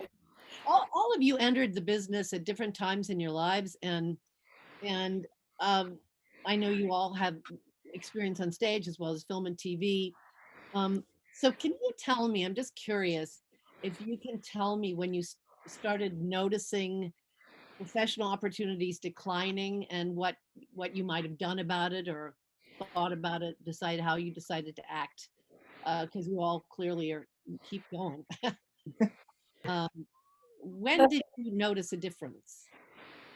I would like to say that declining has never been in my language. I think even from when I was a younger person and up until now, I think it really helps, unless it's really humiliating, to do anything anybody asks if you have a chance, because you never know what is going to lead to something else, who you're going to connect with that you don't even know exists yet, that will have a major change in your existence. That happened to me my whole young life. It happened to me after I got a divorce. I was like this, and then people said, "You want to do this?" Yes. "You want to do this?" Yes. I ended up being a wardrobe assistant for a small play they were doing for the city council to make a point about women. But through being this wardrobe assistant, I met somebody else that led me into another future experience. And that's almost fun, to do something absolutely meaningless and have it accidentally just be a real springboard to something else. It's just say yes. I did a play recently on Zoom. I played an older woman. It was really fun. I put on a shawl, but I could be a cheerful older woman. But because somebody else that's creative and wrote it and said, would you do this? And you just go, sure. And then you get to exercise your very being and learn how to use a new technology, which, you know, they didn't even have computers or whatever when I was a kid. So to be a part of it is good, and say yes works for me. Anybody That's else? good. When I'd like to say that where there's a will, there's a way. And that's what my mom always used to say to me. Interestingly, a couple of years ago, I had another back surgery. And a month later, I got a script emailed to me for the Deadwood movie. And I was reading it and I was bawling, crying. There was no way I could do it because I hadn't recovered from surgery. So I called production and said, please tell David Milch that he has my blessing to recast Jewel. I can't walk very well yet. I'm still in a back brace. I'm still a wheelchair user, physical therapy, occupational therapy. And she said, are you sure you want me to tell him that? And I said, yes, because it's the truth. And I know he doesn't like surprises. So he called me the next day and he said, I got your message. And I said, yeah, who are you casting in my role? And he said, you. There's only one Jewel and it's you. And I don't care if I have to get a wheelchair accessible van, if we have to make script changes, whatever it is you need, we will work with you. So I thought that just blew me away, that he even hired a driver to take me to and from the set because I couldn't drive yet. Wow. Wow. I agree with everything Great. that people are saying here about getting involved in just about anything. Because the more that you do, whether it's theater or television, the larger your network becomes, right? Yes. And and one thing will lead to, hopefully will lead to another. I feel very lucky. I've had a wonderful opportunities, and I'm pretty sure that's because I'm a guy, right? It's so much harder for women in this business, certainly in this town. But I've had, you know, when you say, you know, what can we do to make this better? I just I sort of go with the flow, you know, whatever comes. The roles that I audition for at this point, I think are appropriate to me.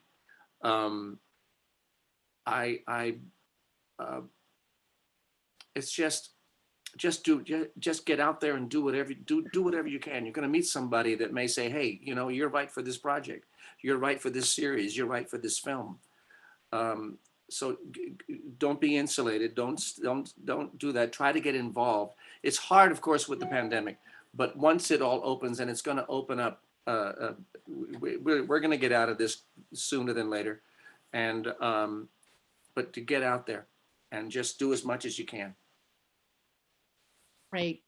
I'm looking at the time. It just has gone like zippity doo dah. So I'm gonna jump to what may be a kind of final question. I know that you made a good point, Harry, because statistically speaking, roles for women are only about 30% in film, with senior women only a small slice of that.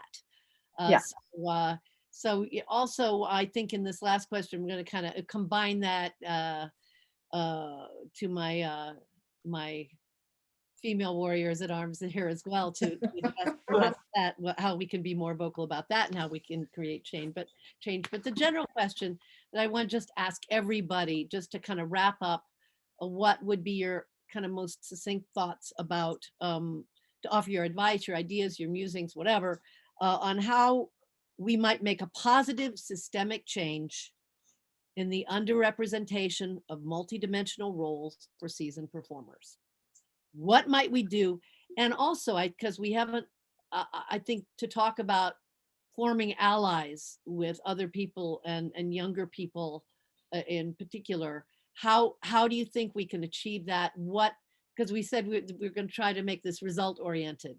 What are your best ideas or thoughts about how we can make a systemic change? I'm going to go to each one of you before the end of this panel. Okay, yeah, Harry, I'll leave you at the end. I see you going, wait a minute. So who wants to be first? I'll just say who wants to be first. I'll go first. Okay, go, Lee. So listening to what everybody has said, and something that Harry said really struck me, because it is a societal. Now, I have lived in Europe and I've lived in London. I have taught, I have studied, I have performed in London. So I know that scene really well. And trust me, ageism is very strong there. We just get to see the little slice that shows older performers. But I got lots of older friends that are saying, I can't get a job.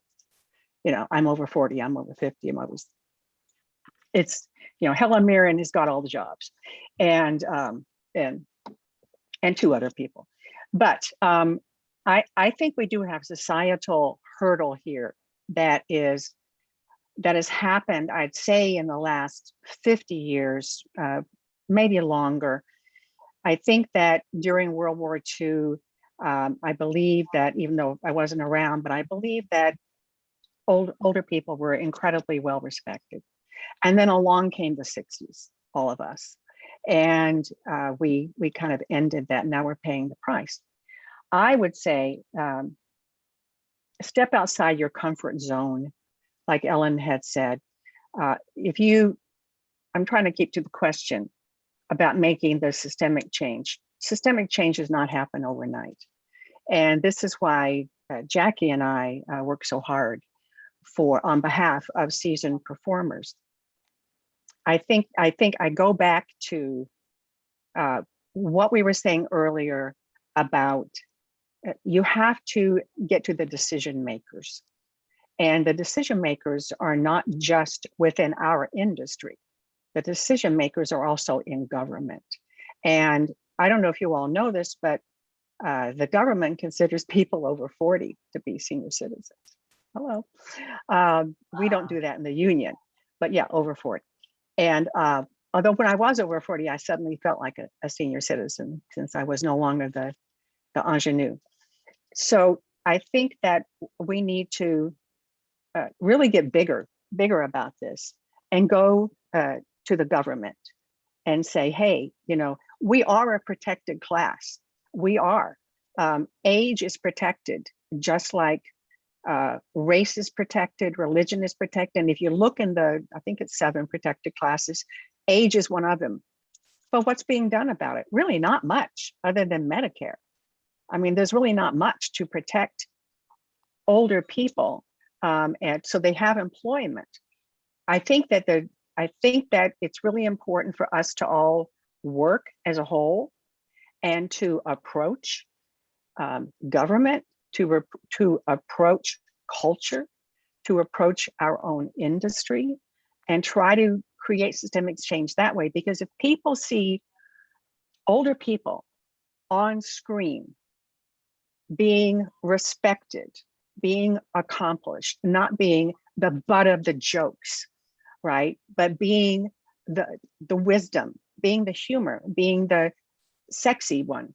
I think we have to work towards that, because we are entertainers, we are performers. And I think that's the way for us to do it. It's a multi-pronged approach, and it's a huge topic. And I really would like to see it resolve in my lifetime, but I don't know that it will. But I think that's the thing, is for us to all work and network to get appropriate older characters on screen, and to also follow what our Senate and our Congress are doing for older people, which is basically nothing, and are very, very little. So that's my viewpoint. Great. I see we have like 1 minute left. We can go over a little bit, but so let's just go to some quick thoughts. I think what we could do right here and right now, and it's local, is go to the USC Film School, go as a group, as a senior group, go talk to these young kids, because they're going to be the decision makers of the future, like next year, and they're going to be in government too. So, I mean, Yeah. we're here, and we might as well start now and then fan out. And the government, thank God for Biden, you know, he's no spring chicken. So we've got that on our side, you know, so that's going to help us. So that's quickly what I think. Great. Thank you, Sherry. Jerry. Great. Harry, or did you say Harry or Jerry? Oh, I could go to Harry, but I could go to Jerry. No, go to Jerry. on- Go to Jerry, please. Get off mute. Your cat's fine. We love cats. She can't hear you. I think Jerry's frozen. Harry, I Harry, think go he's for it. Frozen. No, I agree. Lee is right. We all know somebody in position of power. At least I hope we do. Some producer, some writer, something. I don't know. Maybe government. If you know somebody in government, and bend their ear, try to just have a cup of coffee with them or something, and just talk about this problem. I think that's the only way that we're going to hopefully get someone to go, oh, you know, that you might be right there. Let's just think about that. It's going to be hard to convince a 20-year-old. It might not be hard to convince a 40 or 50-year-old. So go for it. I say, let's just go for it. Great. Jackie, and did we? I'll just try and talk really fast. I think what we could do as individuals is be conscious of being our very best self. And as we're out there, to let people see that we are looking forward to something, that we're saying, what can we do next? Not just saying, well, I think I will go inside and take a nap. You know, it's having a goal, and that we're still functional and ambitious. So just let people see that, and maybe it'll get in the air someplace. Thank you. I think somehow we don't have Jerry. She went frozen and went away, but we thank you, Jerry. You were fantastic. Such a wonderful, wonderful panelist. I think we're wrapping up now and moving on, aren't we? As I see Rebecca's beautiful face there. So thank you all. You're just a fabulous panel. What a wonderful, just easy conversation full of passion and ideas and excitement. So that's what we want to impart, right? That we still have passion and excitement and ideas. Ellen, before we let them go, first off, you all really were amazing. And I really took away the piece of this about making sure that people are reminded of the wholeness of your being, the real true portrayals, that it's not just about more jobs and more opportunities so that the society sees themselves reflected on screen. But I loved when Lee and Jackie and several of you worked it in there in different ways, talking about the wholeness, the being truly, you know, your whole person. Sexy. I love that you use that word. All those things are like making sure that people see the fullness, of who we are as people. And you know, in a time where there is so much obvious hate and bias and all these things, I think it is. You also brought to light that this is an area that people don't necessarily think about that way, in the way that they should. And I really heard that. And I think all the people listening today really can have that takeaway of making sure that they are amplifying and being good allies, and making sure there are people watching from all around the country, to make sure that they're talking to their local groups and saying, listen, you guys can have an active role, and we want to see ourselves. And I always think when it comes to advertisers, it's such a missed opportunity that they don't show people seeing themselves in that way, in the way that when it happens and it's authentic, it is truly powerful. And you guys really were so authentic and powerful today that SAG-AFTRA is so lucky to have you. And people I know really enjoyed this panel. So thank you for amplifying that up. So I also need to really thank you, Ellen, for moderating what was a really fantastic panel with some actual tangible things that people can do. I always appreciate that. Jackie and Lee, your introductory remarks, as well as your being able to hang out with us a little longer, was just fantastic. And I must tell you that I don't know that they planned it this way, but Sherry, Harry, and Jerry rhyming. A lot of it. There you go. But it was wonderful. So we're going to just be taking a little tiny break right now. for lunch Pacific time, but for the rest of us in other time zones, a little cup afternoon coffee here. It's 2:30 in the East if you've already had your lunch.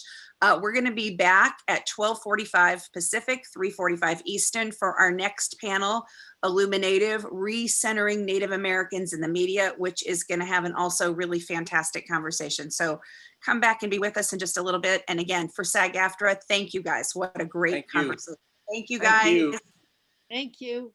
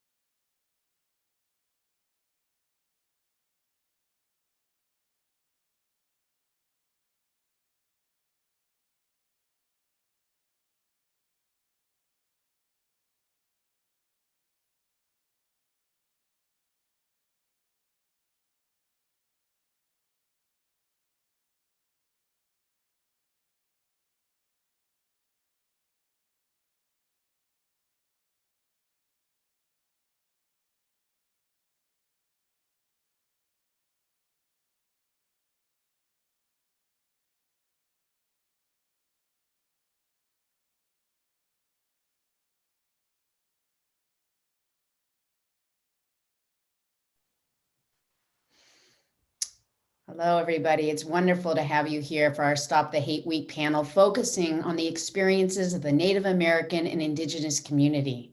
I'm so happy to be joined today by our SAG-AFTRA Executive Vice President, Rebecca Damon. Hello, Rebecca. I would also want to start with a land acknowledgement. Now, a land acknowledgement is a formal statement that recognizes and respects Indigenous people as traditional stewards of this land. An acknowledgement for the land that we are on, wherever you are, we are here in gratitude. I'm speaking to you from Los Angeles, where the SAG-AFTRA offices are located, and what are the lands of the Gabriel Niño Tongva and their neighbors, the Tataviam. I think it's important to point this out because Native American and Indigenous peoples are still here, and we should know who was here first and whose land you are on, and the fact that they are still thriving and surviving. I would also like to acknowledge that since we are using Zoom, a platform that is headquartered in what is now called San Jose, California, which is on the traditional lands of the Ohlone and the Tamian peoples. As our friends at Groundwater Arts remind us, the work we create together on a digital platform does not exist in an ether, in an imaginary void. It is made possible because of the physical land and the Indigenous people who steward it. Native people have been consistently misrepresented in Hollywood for many decades, creating a cycle where negative portrayals impact society's view of them, which in turn impacts the type of roles that are offered to performers who are Native people. We are honored to have two dazzling leaders from the Native American Indigenous community with us. We have Princess Dajrai Johnson. She has served on SAG-AFTRA's Native American Committee since 2007 and also serves on the board of Dancing with the Spirit, a program that promotes spiritual wellness through music. And Crystal Echo-Hawk, the president and CEO of IllumiNative, which she founded along with a group of respected Native artists, thought leaders, and allies to build upon the findings of Reclaiming Native Truth, RNT, the largest public opinion research and strategy setting initiative ever conducted for and about Native Americans. Princess and Crystal, welcome. I'm so happy to be with you. Gabrielle Masit Cho, thank you so much for that warm welcome and that land acknowledgement. I have to say it always gets me emotional when I hear that, because that is something that has come about more recently. And I certainly didn't grow up hearing that. So Masit Cho, I am now going to introduce myself in my own Gwich'in language. Shalaknai, Shojita Jayoji, Netzai Gwich'in Ithi, Shiahanai Catherine, Stephen Peter Oji Gabakwa, Shijunai Katsaya, Alzak, Shiji Jukten, Shoji Sho Ithi. My name is Princess Dajrai Johnson, and I told you who my grandparents are, the late Catherine and Stephen Peter from Arctic Village, Alaska. I am a mother of Katsaya and Alzak and Delnor, and it's important for me to speak my native language into these spaces because part of what we are doing is reclaiming who we are as Indigenous people. And I'm especially honored to be here today with Crystal. And Crystal, I'm going to open the space up for you to introduce yourself how you would like. Thank you so much. And I'm so grateful to be invited into this circle today. And, my name is Crystal Echo-Hawk, and I'm a citizen of the Pawnee Nation of Oklahoma.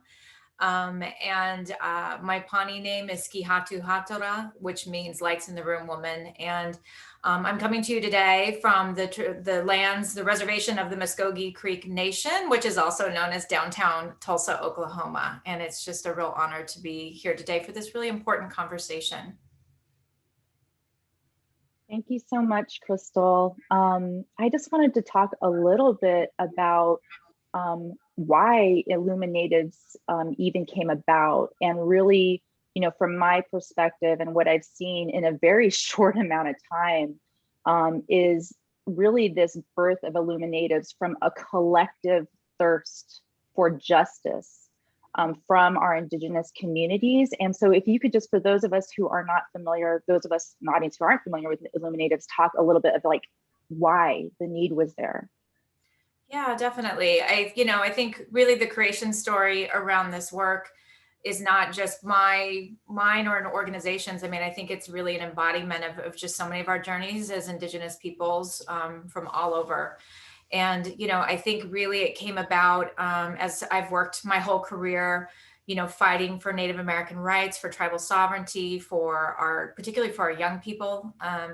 And I think, you know, in doing that work all throughout my life and doing that in partnership with tribal leaders and community leaders all over the country, I think we always just sense this sense of one, either just being invisible, right? And if we were invited into the room, we're usually the only Native person in the room.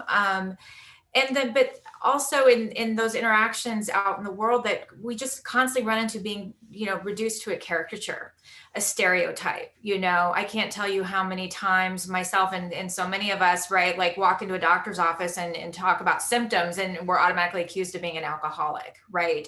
And just sort of these really powerful and very toxic narratives about our people that really fuel a lot of bias and racism. And so we did a huge research project, the Reclaiming Native Truth project that Gabrielle mentioned, that really mapped what are the dominant narratives and perceptions that the American public holds and key institutions in this country hold about Native Americans and why, and where do those come from and how do they affect the way that Native peoples are treated. And what we found is one of the greatest threats to Native peoples is our invisibility and our erasure. And it's really that erasure and that invisibility is really perpetuated by big systems such as K through 12 education, in which 90% of schools don't teach about Native Americans past 1900, right? So generation after generation of Americans are literally conditioned to think that we're sort of an ancient bygone past, right? We don't exist today. But I think also Hollywood, media, entertainment, pop culture is also a big culprit within that. And our representation in TV and film hovers somewhere between 0 and 0.04%. And what little representation ekes through is either before 1900 representation stories before then, or it's also that really toxic representation, again, that really fuels these sort of tropes about, you know, savages or mystical, magical Indians, or oftentimes are women, if they do show up, they're being brutalized, and oftentimes don't even live to the end of the show or the film, right? So all of that's to say, what we found is that invisibility plus those toxic stereotypes fuel racism.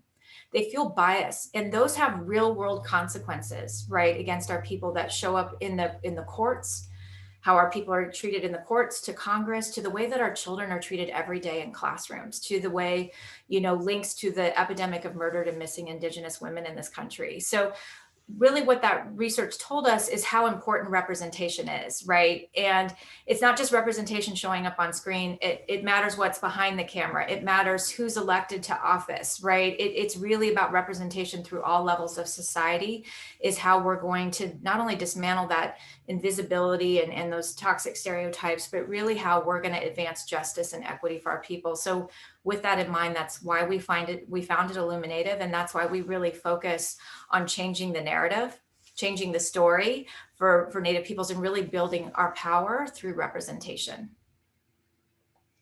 I have really seen such an explosion recently of Native content, but also over the election season. And, you know, there's just been so much good work, not just coming out of IllumiNative, of course, but other, you know, content creators. And can you speak a little bit to the positive effects of reclaiming Native truth, of actually us being able to have that narrative sovereignty and inform what our image looks like? Yeah, absolutely. And it is exciting, right? There's definitely an uptick, but I mean, I think there's a couple key points as we think about that, right? Like there have been Native people fighting for our representation in entertainment and media for decades and decades, right? And just sort of important people like, you know, I think about Bird Running Water, for example, in the Sundance Indigenous program, right? And all of that. And you think about, and there's so many more people too that have really been fighting on the front lines of that level of representation. I think you think about Standing Rock, right? Was this moment where I talked about that extreme invisibility that, you know, in which almost 80% of Americans don't know anything about us, and they're not even sure if we exist, many of them. Standing Rock sort of blew a lid off of that back in 2016 and made the world go, wow, Native Americans still exist. And look at, you know, they're fighting for water, their culture, their land.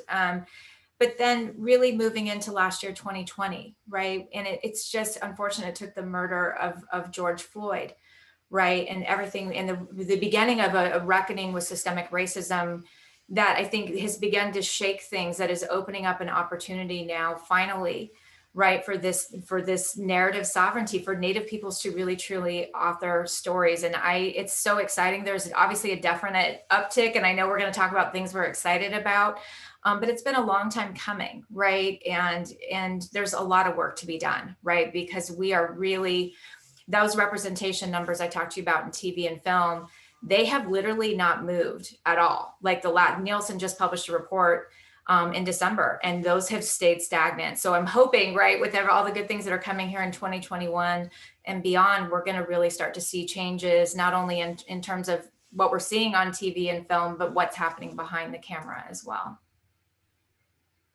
I'm just thinking about how we continue to commit and recommit to making systemic change, because it is systemic, whether it's the justice system or the education system, and really creating some shared understanding of our histories. Because as you know, so many people have no idea about the history of Native people in this country.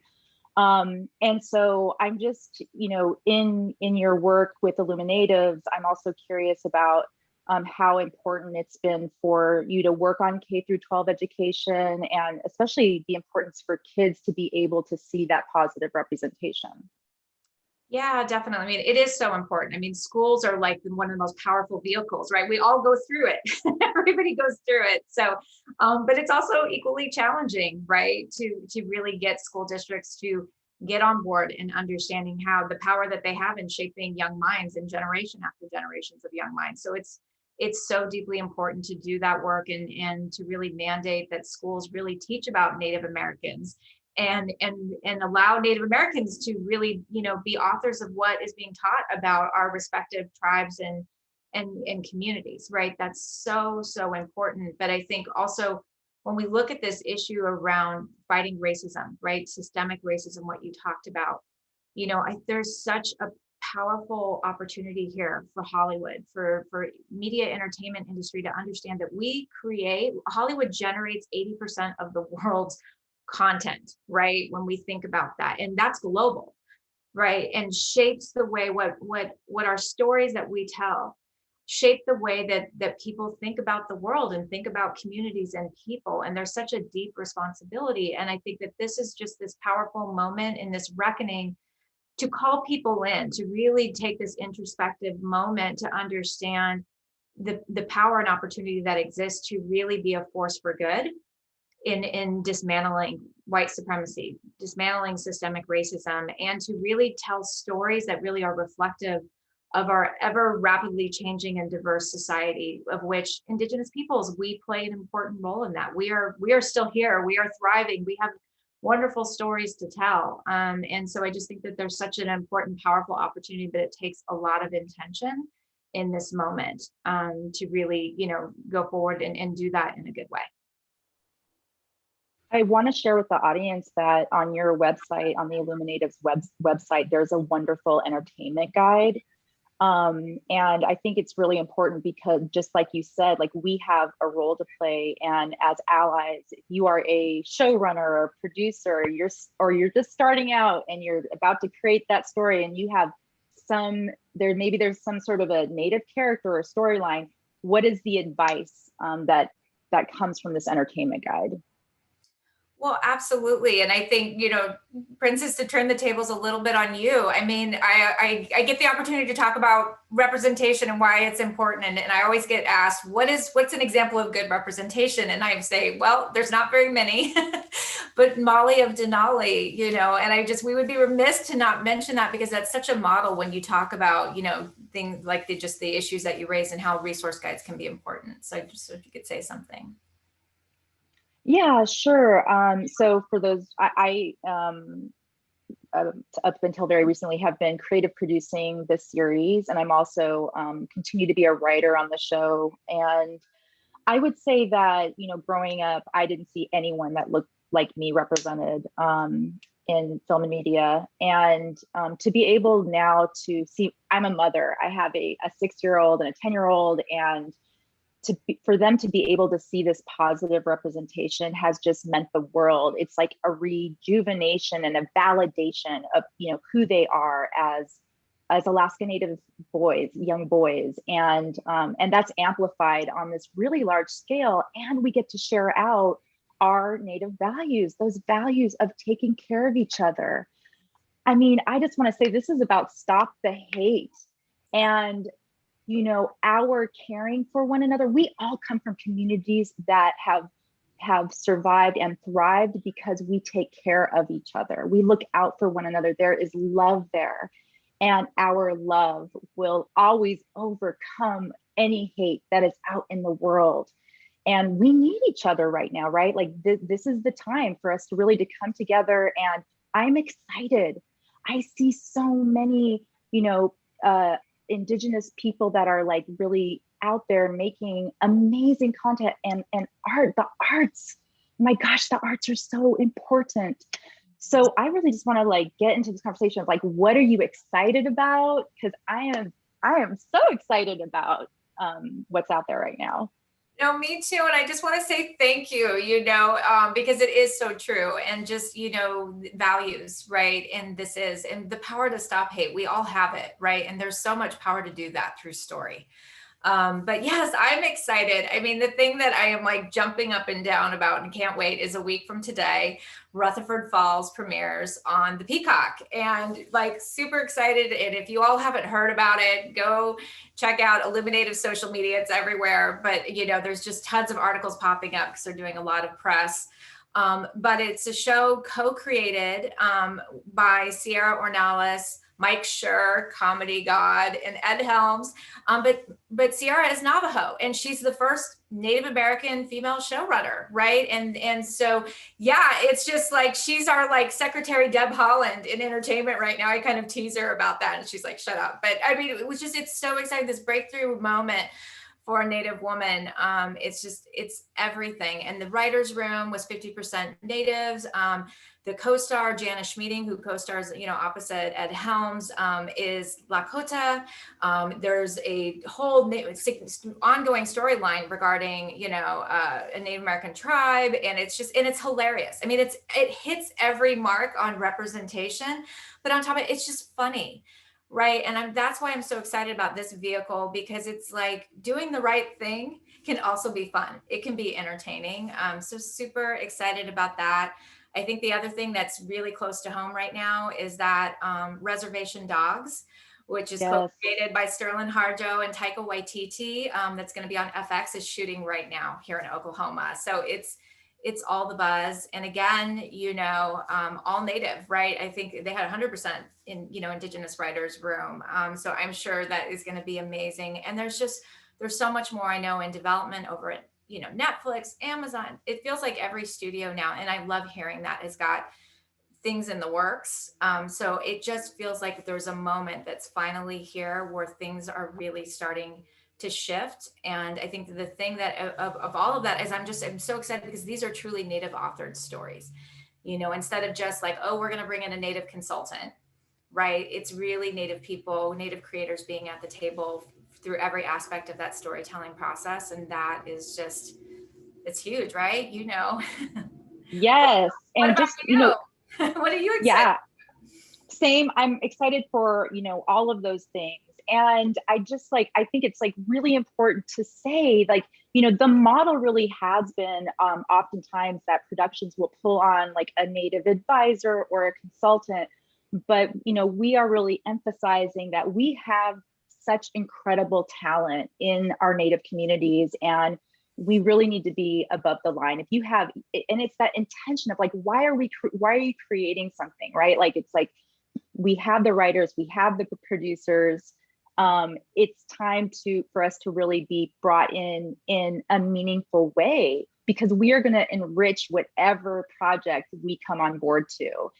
And so, you know, that to me is like a solid way how to create that systemic change, be a better ally, and really influence, you're influencing hearts and minds. Like the media industry is so incredibly powerful. I remember years and years ago, I studied abroad in China, and when I would say that I was Native American, like people would go, oh, yeah.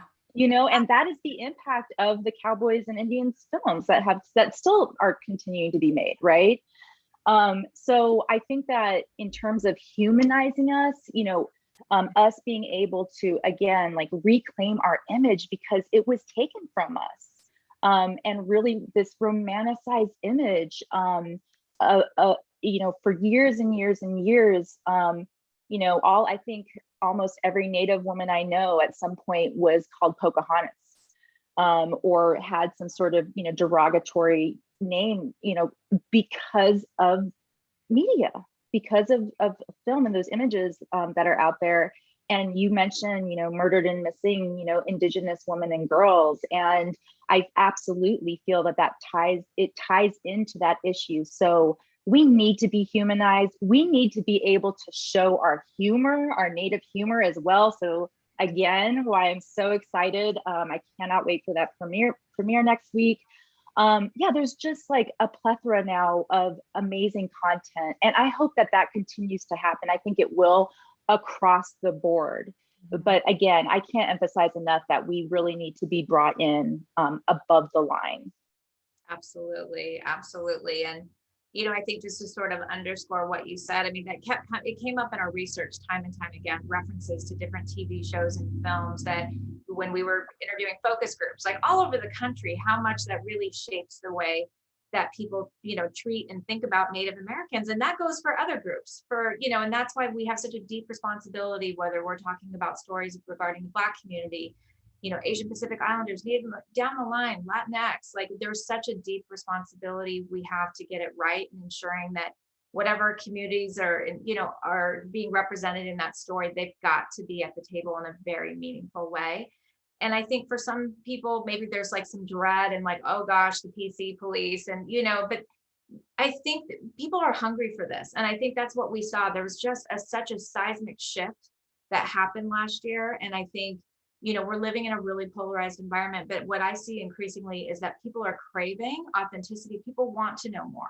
People want to find their way through this. People want to kind of understand. And I think there's just such a power through story to bring people together, to your point, to humanize, and to show all facets. And that it doesn't have to mean that that's a serious story every time, right? Like that's the power of comedy, or just even showing a Native American. I love what Sterling Harjo said on a panel once. They said, what's your ideal representation of a Native person? And he said, a Native person, sitting there drinking a cup of coffee, wearing blue jeans and a t-shirt, like it's just normal, right? And it becomes normalized. So there's so much opportunity. And, I think the biggest thing is that oftentimes people don't know where to start and where to go. And there's just so many people like IllumiNative, you Princess, like there's so many of us, Bird, Running Water, Sundance, Heather Ray, others, where we're happy to be a bridge. We're happy to point you in the right direction, but to your point, there's a plethora of really talented Native writers, actors,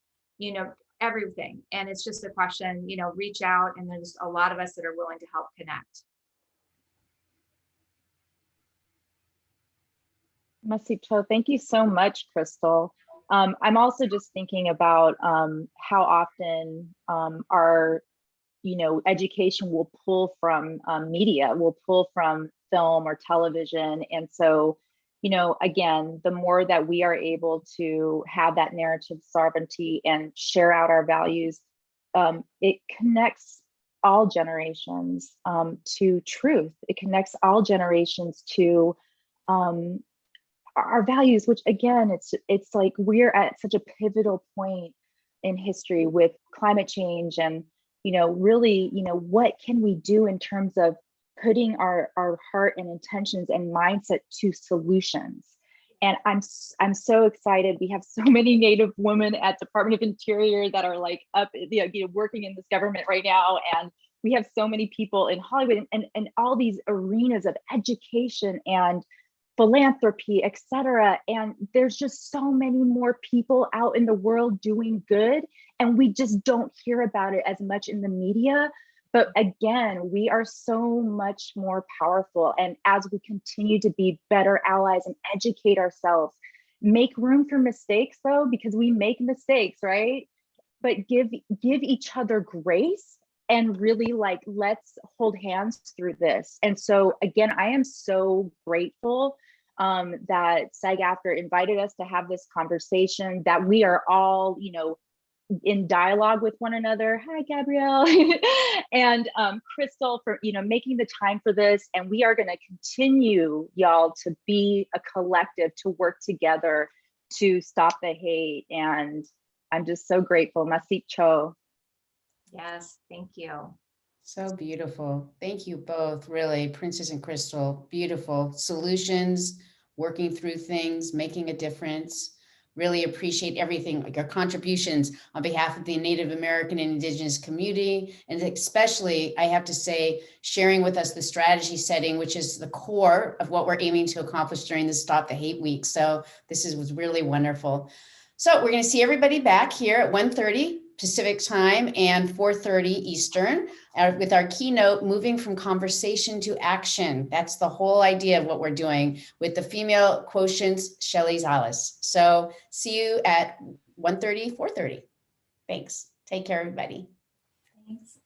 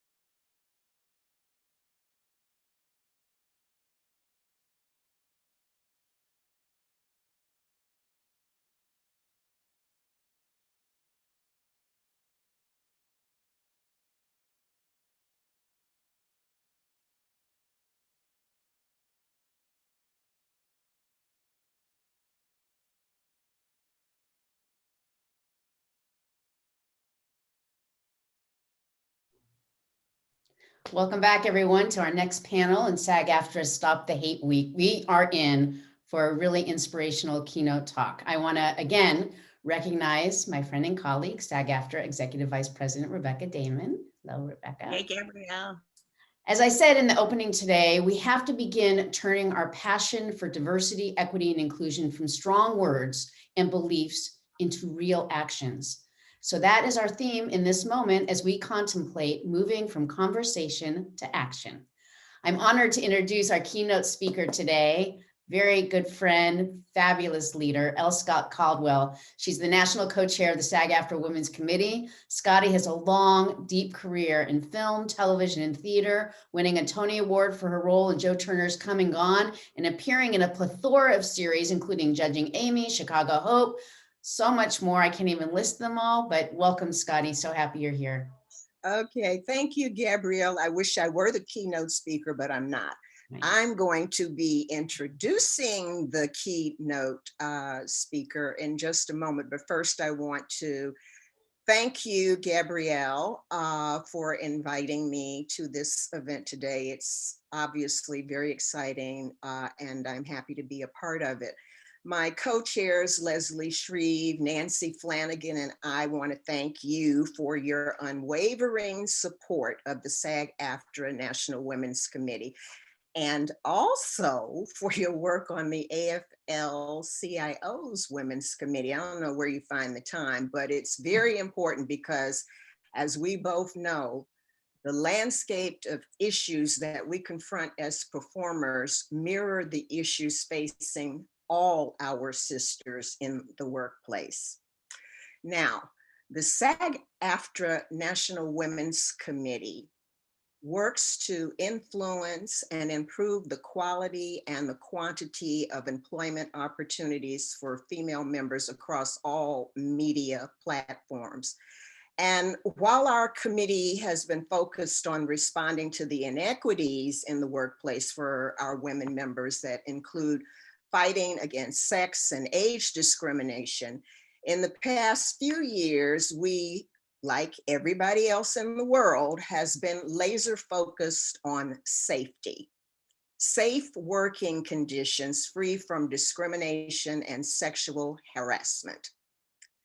To that end, I am very proud that our Women's Committee has played a role in some of our union's groundbreaking initiatives, which include developing and releasing the definitive code of conduct to prevent harassment and assault in the industry. We've also built internal and external programs and retrained our staff to provide support to survivors who wish to report an incident or who need therapeutic resources or other assistance. We've also negotiated stronger provisions into our major contracts with studio and network producers that guarantee our members significant rights in intimate and highly exposed production scenes, a process that has built a whole new role for intimacy coordinators to be advocates for our performers. And lastly, and this is very exciting, we are rolling out a cutting-edge app that makes it easy for members to report sexual harassment. Real action leading to tangible change. To explore more on that topic, it's a great pleasure for me to introduce Shelley Zallis, the CEO of the Female Quotient. Now, you can read her full, very extensive, very long, very impressive bio on our website, but I will just say this. Shelley is a true leader. She's a mentor. She's a movement maker. She's a powerhouse. I heard her say in an interview that she created the Female Quotient out of a heartbeat moment. That's passion. And she has been using her passion and her platform to remind us of three things. One, gender inequalities, still exist. And in many cases, they're getting worse. Two, For all the efforts made to date, organizations still lack effective ways to close their equality gap. And there is a lack of community and a platform for women to raise their visibility in the workplace. Wow, that's scary. Let's get into it. Welcome, Shelley. Wow, first of all, what an honor to be with you, El Scott. I had shivers as you were speaking. I always say that equality is a choice, unconscious bias is an excuse. When you use the word unconscious, you're conscious. And then you have a choice, do something or not. So I think this is really what it's all about. You know, we also say a woman alone is power, collectively we have impact, and we are truly impacting change together, making progress together, and not just following the legacy rules, but as I'm well known as the chief troublemaker, breaking all the rules that make no sense, creating the new ones. We have this opportunity to create an equitable future with choice and intentionality. So thrilled to be here together with you and everyone else joining. Great, thank you. All right, so let me just go through a little bit of perception reality, or how do we take equality from an ideal to a reality? And how do we move from conversation to action? We have been admiring the problems, we've been talking about the problems, but it's time to create solutions for change, measurement for accountability, and most importantly, hold ourselves responsible for the choices that we make, because we do have the choice. We know the business case for gender equality. We talk about it all the time. We know that gender diverse teams are more profitable. We know that gender diverse teams are more innovative. We know that organizations that embrace female specific issues, we have higher employee satisfaction. Higher employee satisfaction leads to higher passion and purpose-driven goodness. And we know there's less turnover. And we also know that companies, when we elevate women, we're more effective across all dimensions. We also know when we have more women at the top, we move beyond just financial success, ROI, return on investment, to ROI, return on impact. And we put a greater emphasis on the ESGs in the business. But here is the reality. What percent of the C-suite in top 1,000 US companies is represented by women? I'll give you a second to think that through. Pick one of these answers. If you said 25%, you'd be right. But the unfortunate reality of the 25%, less than 6% of CEOs are positions held by women. And here is a reality. With every 100 men promoted to manager, only 85 women are promoted and hired. So we're already starting at a disparity, at a disproportionate place. So we always say the time is now. We can't rewrite the past. We can't keep apologizing for what was, but we certainly can create a new script for today moving forward. We can shut the door of inequity, open a new door of opportunity. But if we keep continuing to hire and promote women at the pace that we are today, in 10 years from now, we will see a 1% improvement. But opportunity, if we start hiring and promoting women and men at equal rates, we can actually close the gap in 10 years and see a 10% improvement, and seeing women holding 48% of positions. And as the co-founder of See Her, if you can see her, you can be her, that will be a game changer for all of us. We will start seeing and imagining the possibilities as actually a reality that we can all achieve. But here's another reality. 61% of women want to reveal their salaries compared to just 38% of men. I wonder why. And then when you look at the representation representation matters. Representation equals reflection. But the unfortunate thing is in corporations, Fortune 500, we start at less than 50% at entry level and end at less than 18% in the C-suite, with women of color at 4%. So I just want to keep pointing out that we have a big problem overall with gender, but women of color, and even bigger disproportionate impact on women of color. And then we look at the pay gap. For every dollar earned by white, non-Hispanic men, Asian women, 85 cents on the dollar, white, non-Hispanic women, 82 cents on the dollar, Black women, 63 cents on the dollar, Native American women, 60 cents on the dollar, Latina women, 55 cents on the dollar. Is that fair? And if we are aware of the pay gap, how can we close our eyes to the inequity? It's time to open our eyes. It's time to be conscious of the disparity and make a conscious decision to close it. Equal pay for equal work.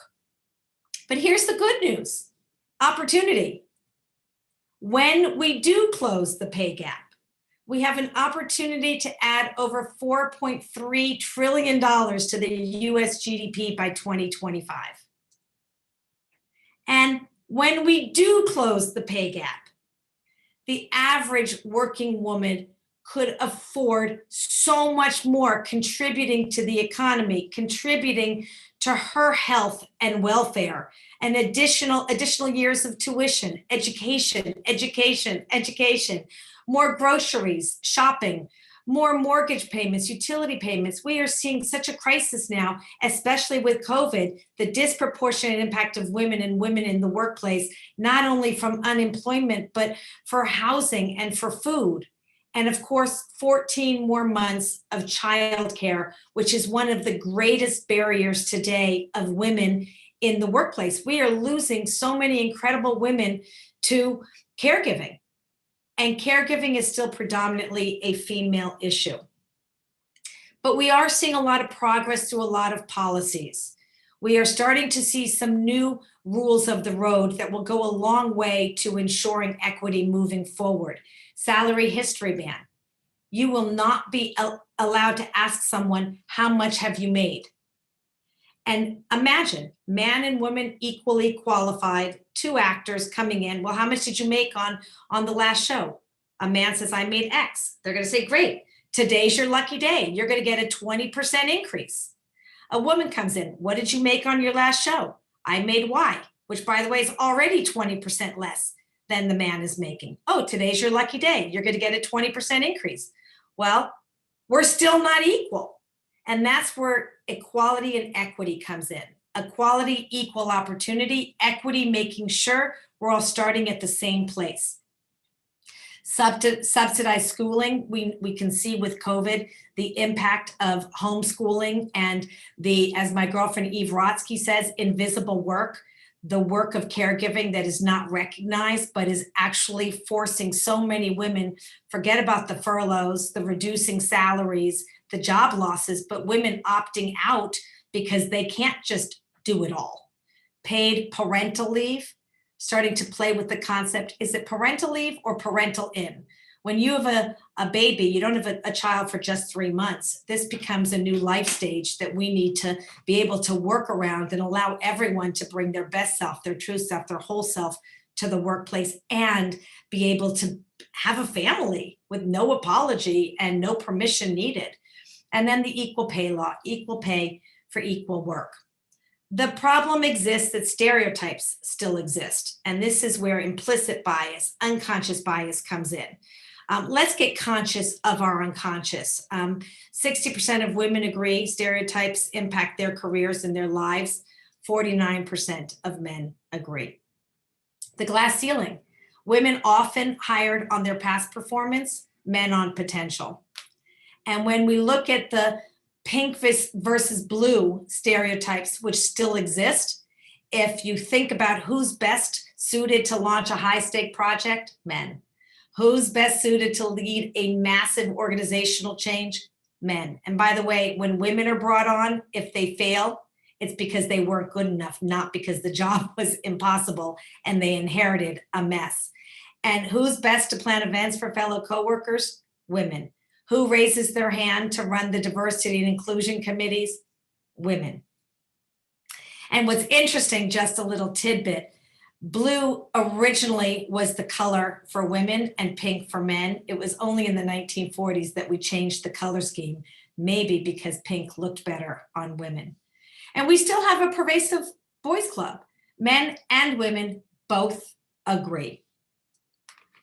And just to show a few statistics to set the tone here, and this is according to Harvard, their implicit bias association test, question, what percent of people do you think are more readily associate men with career and women with family? Think in your head. 76% of people will associate men with career, women with family. And by the way, if caregivers are men, if they have that primary responsibility, they will find some of the same challenges as women in those roles. When hiring managers believe that a woman has children because they put PTA on their resume, how much less likely is she to be hired? 79% less likely to be hired. And I just want to say for the record, skills, caregiving skills, empathy, compassion, vulnerability, resilience, passion, all of these qualities are actually the greatest qualities of leaders today, but they've either been the invisible qualities, the unspoken qualities, the unrecognized qualities. And yet in COVID, when we look at the countries that have done the best in protecting their people, their communities, responded the fastest, took care of the problem, protecting everyone, their countries run by women. So these are qualities that we need to start screaming from the treetops and swinging from the chandeliers and celebrating these qualities. And they're not female, they're feminine. They're the soft powers of leadership. And when you Google the best qualities of leaders today, you will see that compassion and empathy are among the top 10 qualities of the best leaders today. When a woman's name is replaced with a man's name on a resume, how much more likely is that applicant to be hired? 60% more likely. So here's what everyone wants us to do. I'm supposed to turn my name from Shelley to Sheldon, pretend I'm a man so I get hired, show up at the job and like, surprise, guess what you got? I don't think so. Own our strength. Our differences are truly our greatest strengths. That's the power of team. How many more times do men interrupt women than other men? Almost 3 times more often. These are real facts. When we look at representation in media and entertainment, 3% of ads show women in leadership positions, 2% show women as intelligent, 1% show women with a sense of humor. The crazy part is that media defines culture. Culture creates change, and change creates the impact in the world that we all have the power, the responsibility, and the accountability to lead with. Why should anyone care? Well, 85% of purchase decisions are made by women, and yet 40% of women do not identify at all with the women they see in advertising. 55% of adults believe women are portrayed negatively in media, and 90% of parents say their number one concern is there's no role models for our girls, and I am going to add, for our boys. What you see is what you believe. It's what you imagine. You imagine the possibilities. So it's time to rewrite the rules. Why? Because the rules of the workplace were written over 100 years ago for men and by men.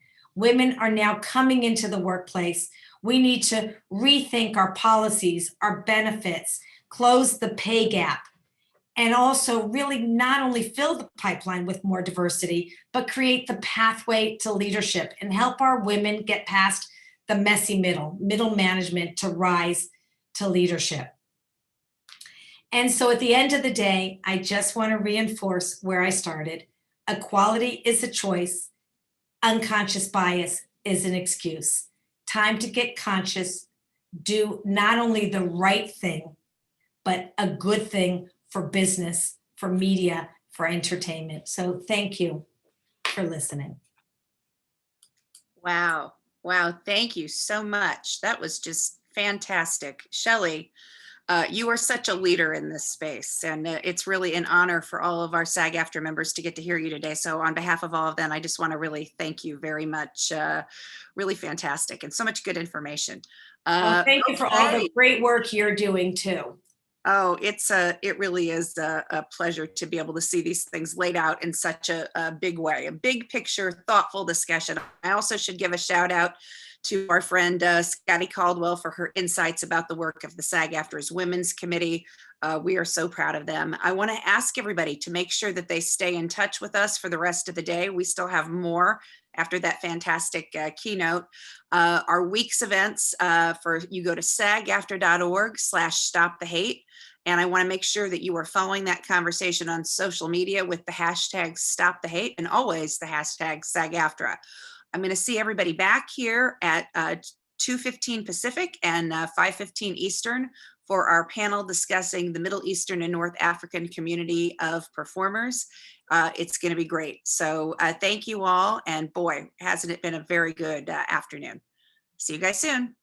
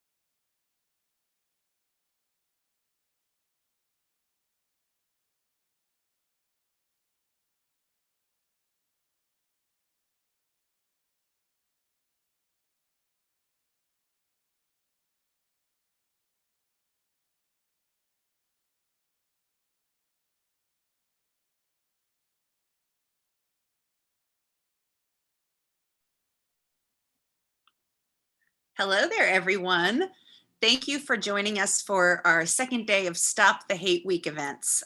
This is our last panel for the day, but not for the week, but it is a very important one. Middle Eastern North African performers, Hollywood's journey to equity.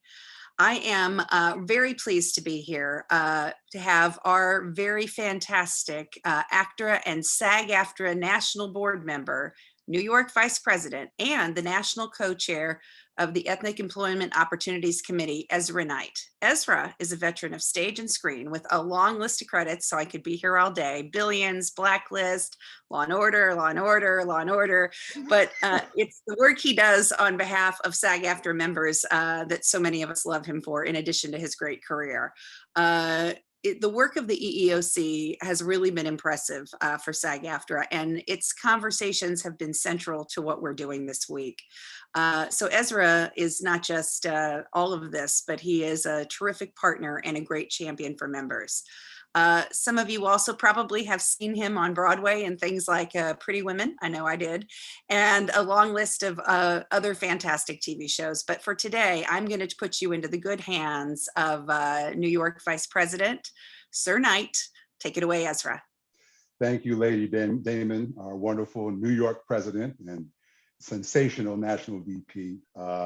It's an honor to work with you, and it's a pleasure to be here on behalf of the EEOC, whose work is all about focusing on the racial and ethnic groups that comprise SAG-AFTRA and the American scene that we reflect, and we continue to do so in the work, the casting, and the enforcement of our contracts all throughout the working industry to support what our members do.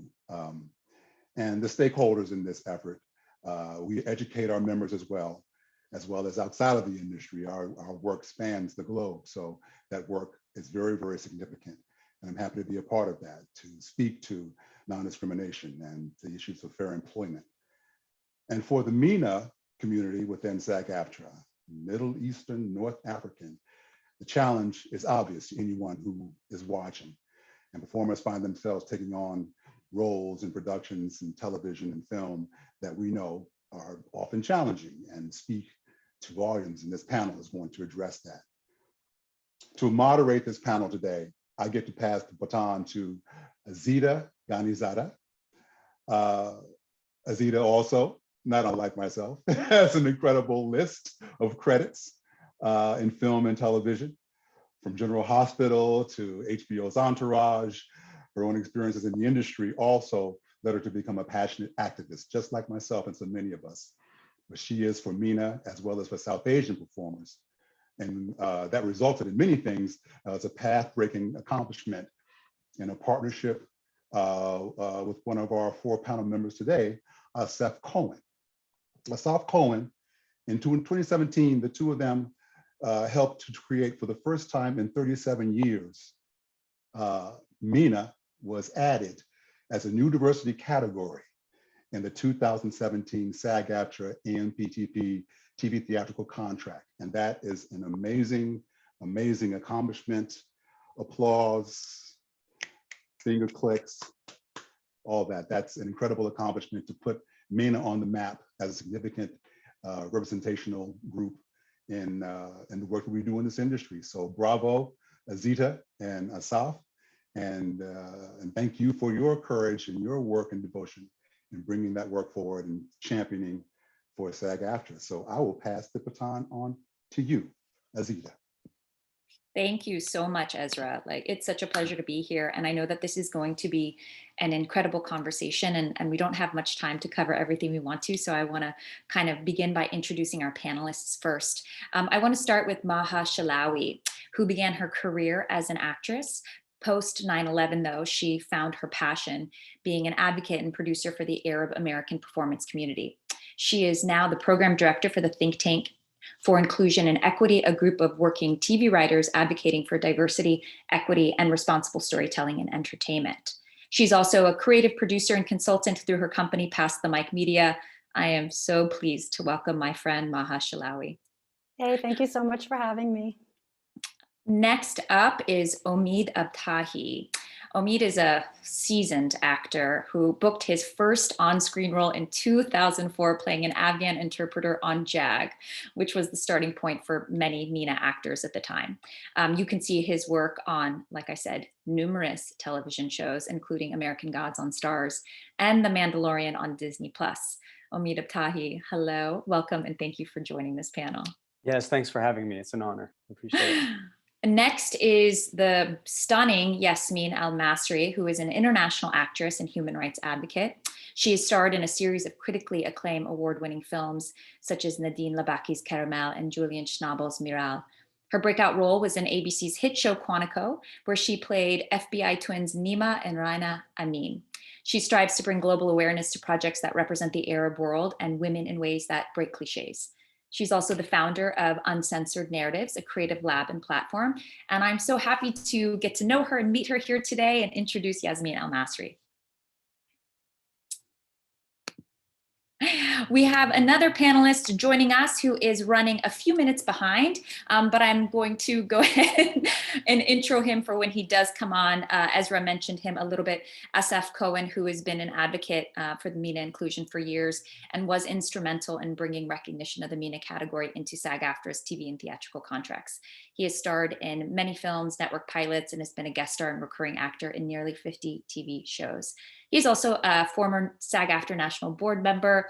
Asaf Cohen, where are you? We're all waiting for you. Thank you for joining us when you finally get here today.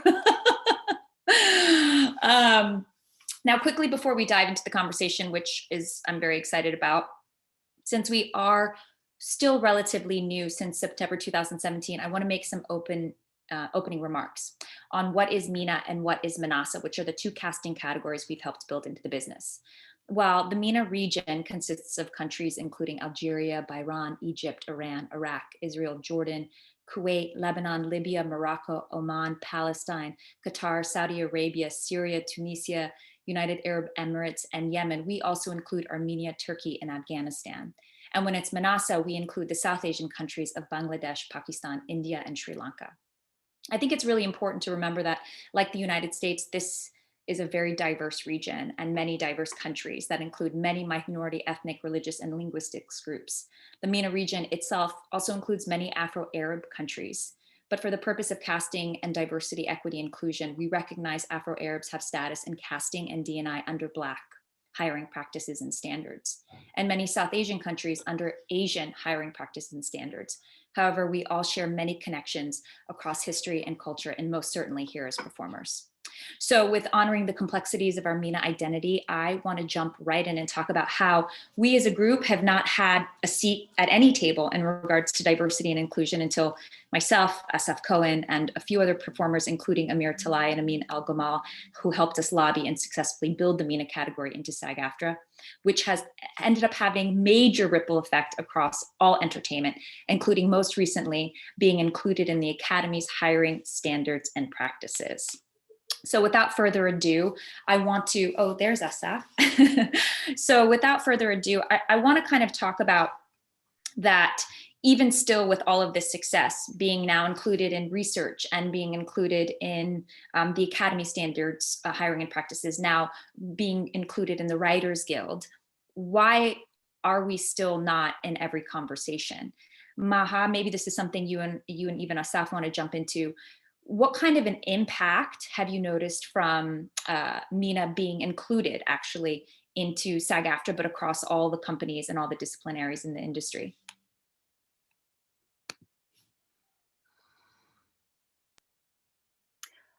First of all, thank you for creating the category.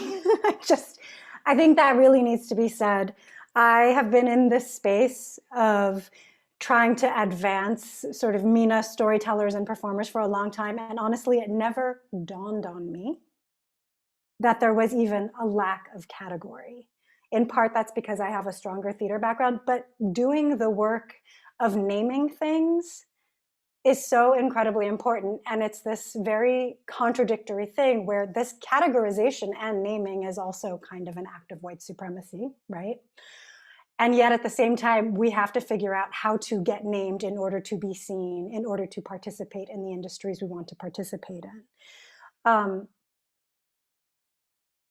that's changed numerically, that's not an area that I can speak to, but maybe Asaf can.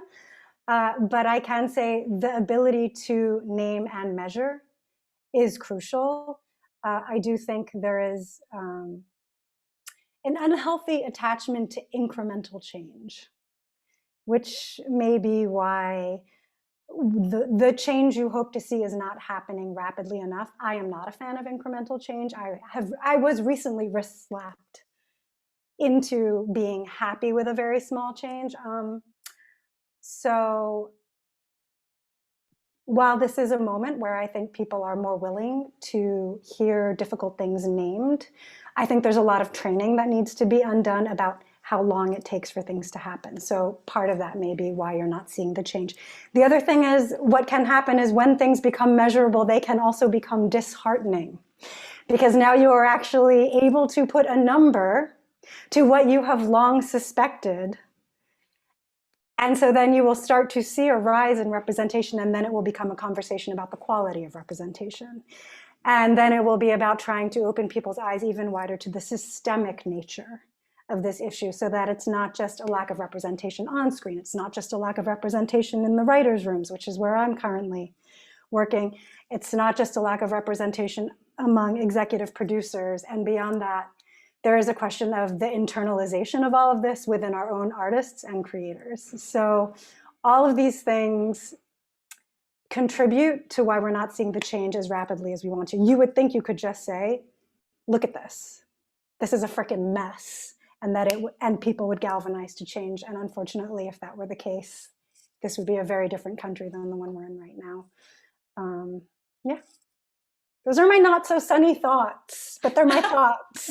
No, I mean, I think it's really valuable in the space of you feeling like you don't like incremental change. I mean, in our experience, this was, I think I called Asaf in 2015 and said, wait, help me. I just was told I was white at a table read. I'm so sorry. Yeah. And at a network pilot table read. And Asaf was like, oh, okay, here's some people to connect to. And I kind of connected to people. And then more and more MENA performers started to hear that. And then more people kind of were like, wait, Azita heard that. And then it just kind of like became this ripple effect of all of us beginning to communicate and collaborate. And Asaf was like, hold on a second, and then this kind of team was built. But that was 6 years ago, and now we're here, which to me, I can't even believe it was 4 years ago.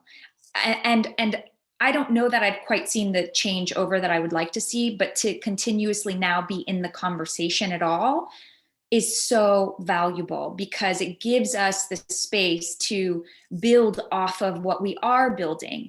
And even though it doesn't happen overnight, I look towards our Black brothers and sisters in the arts and our Asian brothers and sisters in the arts and look at the change and the incremental change that they've had to do and how they've had to uplift each other. And so I feel some sense of hope in that space. Asaf, what do you feel about what kind of an impact you've seen since we've gotten casting status?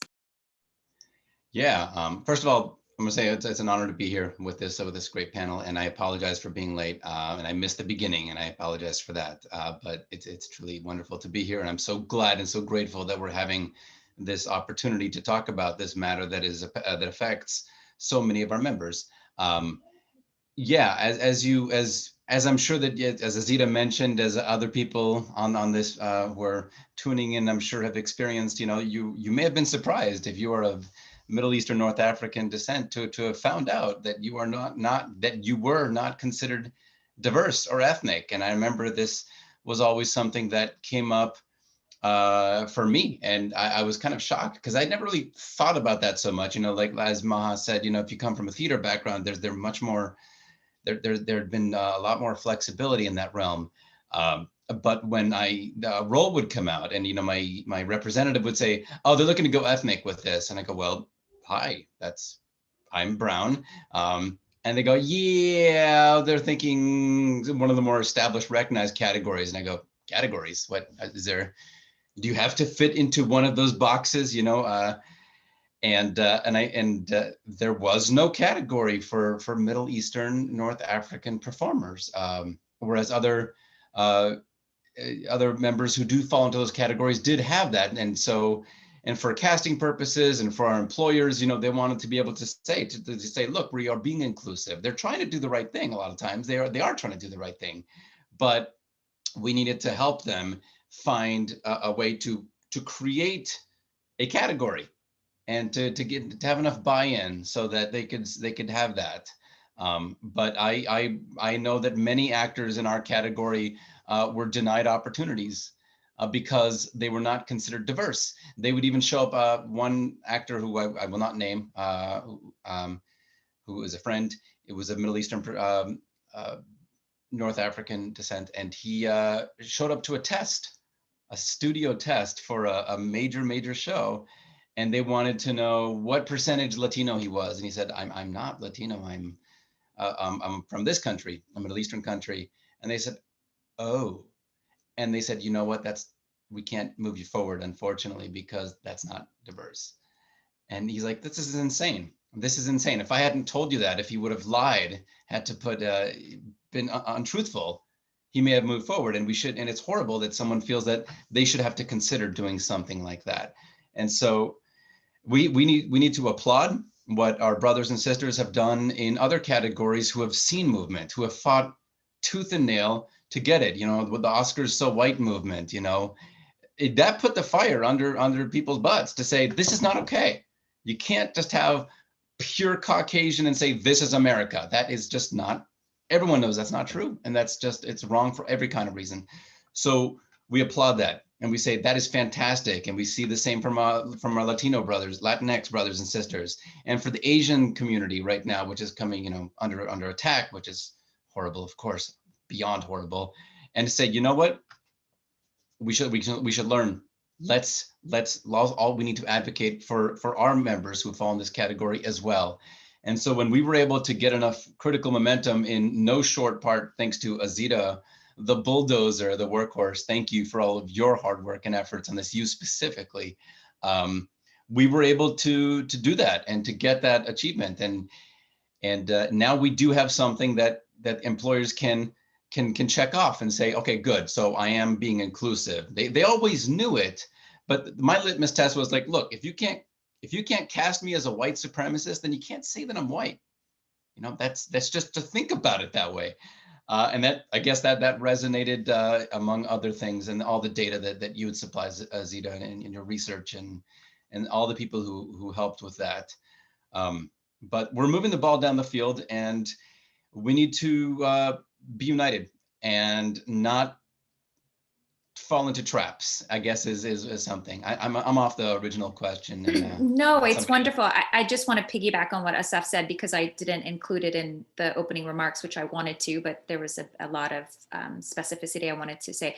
That we need to explain that the reason why the MENA category was created was because performers from all of those countries that I named in the beginning of the opening remarks, we were all placed into the Caucasian box when diversity became of the utmost value. This was around 2014, 2015, when people were really being measured. And so our community, because we didn't have a box, fell into the Caucasian box. However, we're too diverse to be white, and we're, not white enough to be diverse or whatever, so we were being erased, and also had this impossible journey to hire us. And I think the quick question just back to you, Asaf, is, have you feel like you've seen a change? Has it helped? I think it's helped our membership in general a little bit, yes, because I know that people wouldn't be seen for certain roles in general, because they said, oh, this is going to be ethnic, diverse, and you're not, you're white. And a lot of times casting directors were trying to be allies. They're trying to say, of course, this person is not somebody who is diverse, represents an underrepresented community. But they would get pushback from the studios and networks who are saying, look, we want to make sure that we're doing right. And so now that they have this category it is contractually recognized, you see it in breakdowns. It says, it'll say the whole list, a laundry list of underrepresented communities, and there's MENA or MENASA in there. So that does make a difference. And I'm really happy for all the future members who will never even even understand that there was a time when MENA was not considered a diversity category. So good for them and good for all of us. Yeah. Can I come in? Yes, I wanted to ask you next, Yasmin, but please add in this space. But I wanted to ask about how you felt marginalized or excluded. But if you have something you want to say about this, please. I just love. I want to take it back to your to the opening of this, and I would like to bring a different perspective on what MENA is. Of course, your work and Asaf's work were very important to fight, to have the right to have access to audition for projects in town. But we're not white and we're not Black. So the fight that our Black brothers and sisters are doing is very important. And it's very important to differentiate ourselves from that, because even us in our countries, like I speak for the Arab world, we discriminate against our Black community. And I have a friend whose name is Priscilla, who just created a collective called the Black Iranian Collective, because she's half Congolese and half Iranian, and she's speaking for Black people in Iran. And this is another category. Being Black is about skin color. We haven't been discriminated against because of our skin color. We have been discriminated against in Hollywood because of what we represent in terms of content. Our personal experiences, our cultures, our religions, our perspective on what's happening around the world, our voice in telling our stories. That's how we have been discriminated against in Hollywood. Whenever there's a story that's being told about this part of the world, there's always a white writer in the room with a white showrunner, with a white producer deciding that they know how to tell the story better. So when you come and audition as an actor, you have very little left. You just have your face to put on the narrative that's been chosen for you. And that's how we have to fight as actors who come from this part of the world. I wanted to share something, like when I was doing my homework before we start this, the word MENA, because nobody ever explained to me where this came from. Where did this vocabulary came from? MENA, M-E-N-A. What does it stand for? Who came up with it? And I go on Google the word MENA. What do you get? MENA is an English language acronym referring to the Middle East and North Africa. It's alternatively called the WANA, W-A-N-A, West Asia and North Africa. The MENA acronym is often used in academia, military planning, disaster relief, media planning, as a broadcast region, and business writing. It doesn't even exist in the United Nations. They don't use it. So you're already using a term that's been fabricated by a white privileged institution. So okay, I want to fit into it because I want to work, right? We all want to work. We want to be happy and be positive and be against hate and against racism. But we cannot give ourselves to all these vocabularies without coming in, because we're creatives, we're artists, right? It's our job to educate the town about who we are and what we represent. So we cannot accept to be called MENA without explaining in Hollywood what this stands for. Because you look like me, Azita, you could be my sister in a movie, but I have no idea what it means. I don't know the history of Afghanistan. I don't know about Pakistan, India. There's so much difference between Lebanon already and Egypt and Morocco and Tunis and Jazair and Libya and Mauritania and Indonesia. People consider us the same because we have that skin color, or they consider us the same because they think Islam is a majority religion in our countries. What is it that connect us? What is it that make us be in the same basket? It's a long conversation. I'm going to stop here and let you take it over. Those are all wonderful and beautiful points. And I think that that's something that comes up. And that's why part of the opening remarks is that there's complexity, and there are many minority, ethnic, religious, and linguistic groups throughout this region that we want to honor, and that we do want to honor, everybody of every skin color in that space. Specifically, the reason why we had to go with the category is so that we had our own lane, because we didn't fit into any of the hiring boxes. And in the United States and in businesses and in corporations, we have to fit into one of the hiring boxes. It happens across every university. It happens across all of those things. And so the data was actually pulled from WHO, the World Health Organization. It was pulled from the World Bank. It was pulled from Investopedia. It was pulled from academics who were writing the MENA category for the US Census. It was all based on what we were trying to build into the US Census for 2020, which was in a pilot program. So everything that I pulled, I talked directly to the academics that were doing the category for. So that's how we found out what MENA was. So it's a relatively new term, which is why I try to go through it and explain it, because before, Yasmin, before we had MENA, we are counted as white. So we cannot even get accurate counting in the United States of what our population is, right?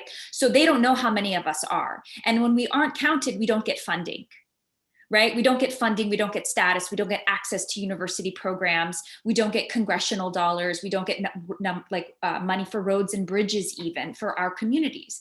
And so it's so important to try, even though, again, it's under a construct of, you know, this Western society and what they've been building and implicating, even the MENA term, because we include some of the countries that were part of the greater Middle East.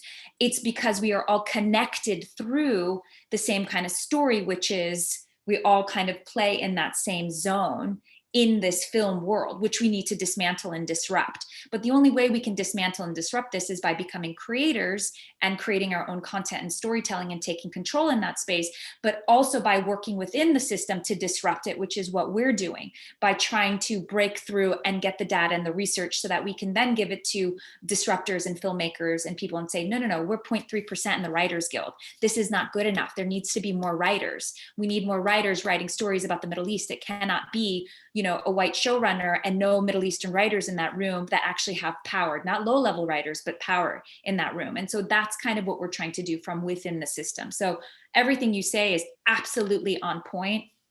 And I agree with you, which is how we try to address the complexities, but it's too nuanced of a conversation for just this one conversation, which is why we all have our organizations that we're trying to do. We each have our little piece in the puzzle, right? Like Maha has what she's doing. You have what you're doing with your creativity. We have what we're doing at MENA Advocacy.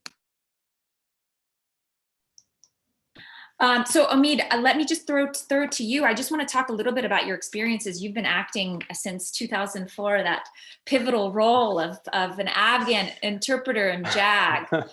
I'm sure it's on your reel still. Talk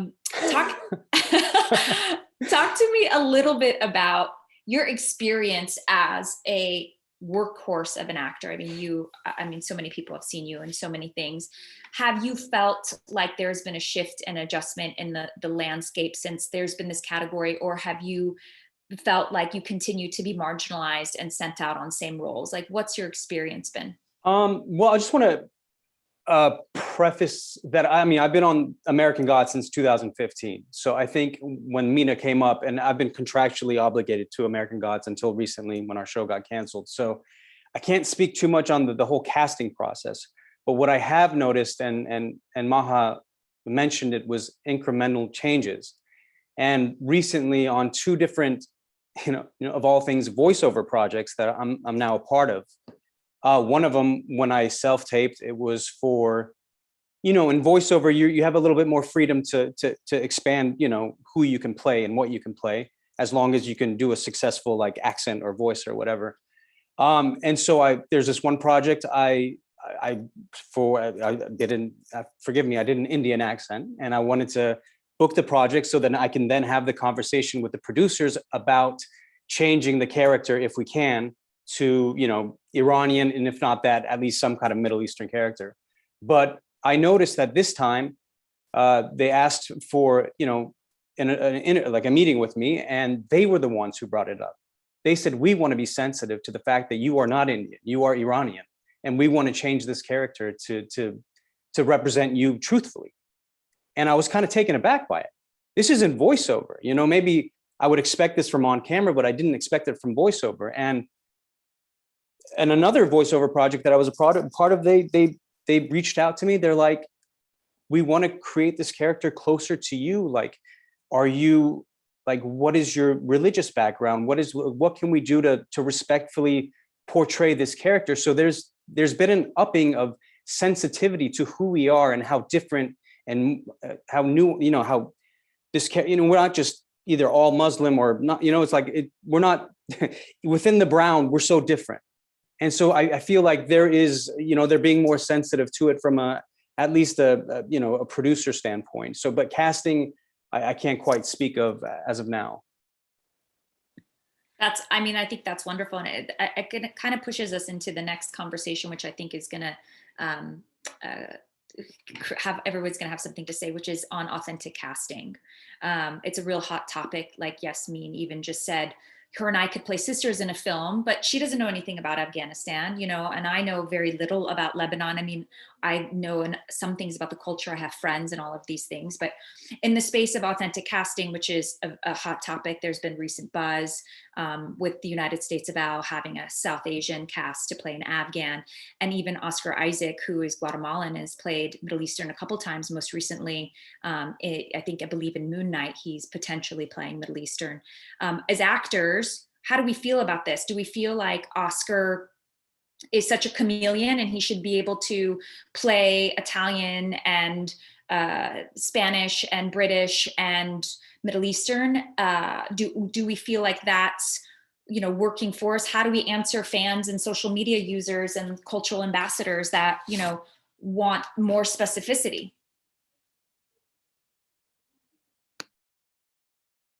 This is for everybody in the conversation. Who would you like to go first? Yasmin, why don't you start since you jumped on? Okay. So Oscar Isaac is playing an Egyptian god, and Moon Knight is one of the few characters in the Marvel world that tells the story of Egyptians. So I was asked a question a year ago. I played a Syrian refugee, and I'm half Palestinian, half Egyptian, born and grew up in Lebanon. And I was asked, how did I bring myself to become the character, although I am not Syrian? And I explained how I worked on the dialect with Syrian people. And because my experience as a refugee allowed me to know what this woman went through, brought the authenticity to my character. I don't think as artists, we should ever stop advocating for a human being right, wherever they come from around the world, their right to connect emotionally and authentically with another human being's experience. I, as Palestinian, want to be able one day to play a Jewish woman. Why not? Because this will allow our people to have common understanding of each other, maybe. So we should never tell someone, you don't have the right to feel my pain. You don't have the right to portray my experience, because that's against art itself. Art should always be free. But how are you able to bring the authenticity? That is something else. And today we're not discussing that.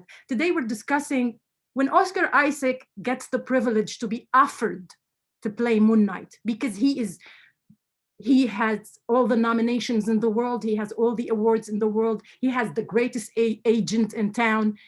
This is where privilege is become a discrimination against every other Egyptian actor in this town who will never have the opportunity to audition to play the Egyptian god that their ancestors are all about.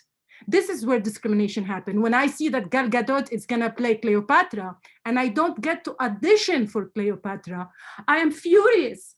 But I know that she is a box office star. Everybody want to invest money in her.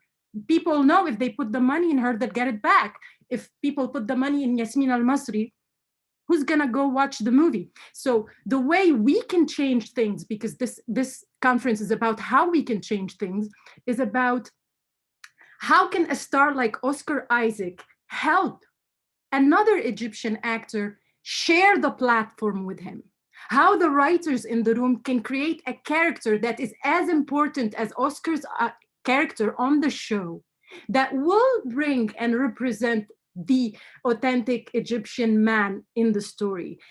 It's not about feeling guilty because those big stars exist and they have the platform. It's about how they are sharing the privilege and how they are sharing their platform with the people who have the right to tell the story themselves. I think this is a very important thing going forward And I don't want to take more of the time in this space. I want to hear everybody else. I think it's wonderful points, especially touching on privilege, because I do feel like, you know, in our community, it becomes more hot button, but when it's, you know, an Australian, you know, or, you know, a British person playing a American hero, we tend to be less, you know, up in arms in that space. But when it's within our community, we're all kind of up in arms. But what you said is actually quite brilliant about how is it that, you know, the production, or, you know, if audiences are going to come and see Oscar, then how does the production then honor the actual culture by making sure that Oscar, we rise up other Egyptian stars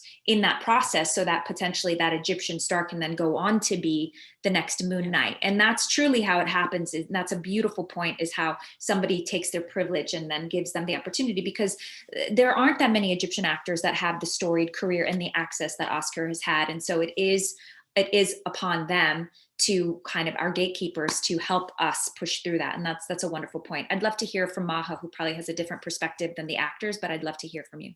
I have both. I think what was just said was so beautiful. And because I'm like the boo on incremental person, I'm going to just also say a little further. There's a reason that the Oscars have the privilege, that the Gal Gadots have the privilege, that more people know Meryl Streep than bloody Viola Davis. So there is a part of me that's like, absolutely yes. If you are privileged enough to get those roles or be in those movies, I am a big fan of when you get to walk through a door, bust open the door frame and bring as many people as you can with you. I think that is absolutely right. And I guess I want to widen the conversation beyond those glossy, shiny roles, which, yes, they will go to box office draws. It's also the mid-level and the lower roles. How do you become a box office draw? When your characters, I mean, this is why I'm so grateful you raised awareness of Mina, because I think there was a lot of shifty casting going on in the past. I'll speak from my own experience. I used to get sent in for Native American a lot. So we'll use a parallel conversation to make the point. I stopped going in. The more that people stopped going in, the more people were forced to find and elevate Native theater artists, Native actors, Indigenous writers. So I do think there is something to be said for constantly pushing back for accuracy. Absolutely, yes, on the art point, some of the favorite sort of artistic explorations I have done have been, I mean, guys, I'm half Filipino, half Syrian. What role? What am I, like, what are we doing? There's a reason I stopped acting, frankly. There's a whole other conversation about also constantly being cast in trauma that my parents emigrated to escape. And now I'm making a living performing the very trauma that but back to this.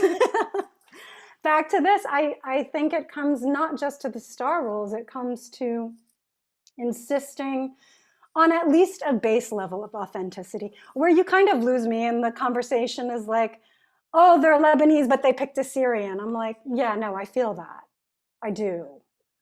I'm not gonna put my energy there, but I'm like big upping you from the back. Like, yeah, reach for the moon, we'll get a star, have that conversation. But the box office draw thing irks me because we cannot become box office draws. We cannot become a Gal Gadot. We cannot become Oscar. I love you if you're out there. I'm a big fan. But we cannot become those people if we're not pushing for at least a certain level of authenticity all the way up from the voiceover all the way through to the Egyptian god. It's beautiful. And I want to go to Asaf and Omid because I want to hear what they feel about authentic casting and its space. But I do just want to piggyback off of what you said, Maha, is a really great example of how we become that is Sam Ismail is an Egyptian American writer, and he created Mr. Robot. And Sam was determined to cast an Arab in that role. He wanted someone. Now, I would have preferred that he named him Amin instead of Elliot, but he found Rami Malek through his now wife, I believe, through a small film that Rami Malek had done, and then Rami won a Golden Globe for Mr. Robot. So it took MENA creator to hire a MENA actor who then gets the platform to win a Golden Globe, who then gets the platform to play Freddie Mercury, who then becomes that Freddie Mercury did biopic numbers. It was the #1 grossing film of its year. It did Disney Marvel numbers. And then you get Rami now becoming a Bond person. So there is a trajectory, but it does take creators and it takes gatekeepers saying, no, I need this person to be of this background so that I can uplift them.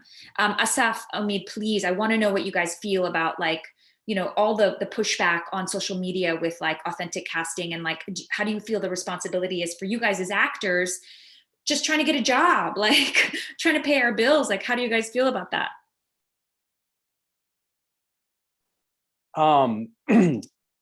Like, honestly, when I hear the term authentic casting, it kind of puts the fear in me a little bit, right?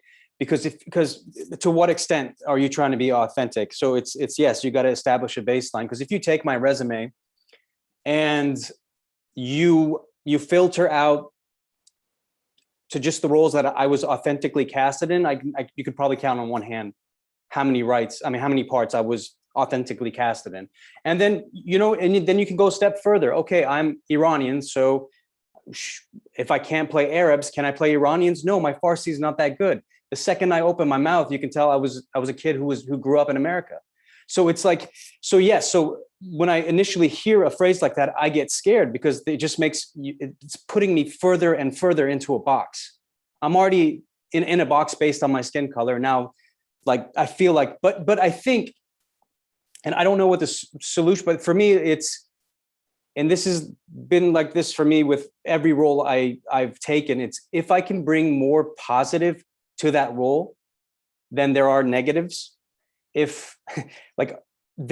that's my baseline. Like, I remember one time going in for this film, auditioning for this film called Kingdom. I had 4 pages of Arabic, like just I took my sides in. And you know, when you first start as an actor, you are willing to twist your body in every shape and form to become whatever and whoever to get those first initial parts.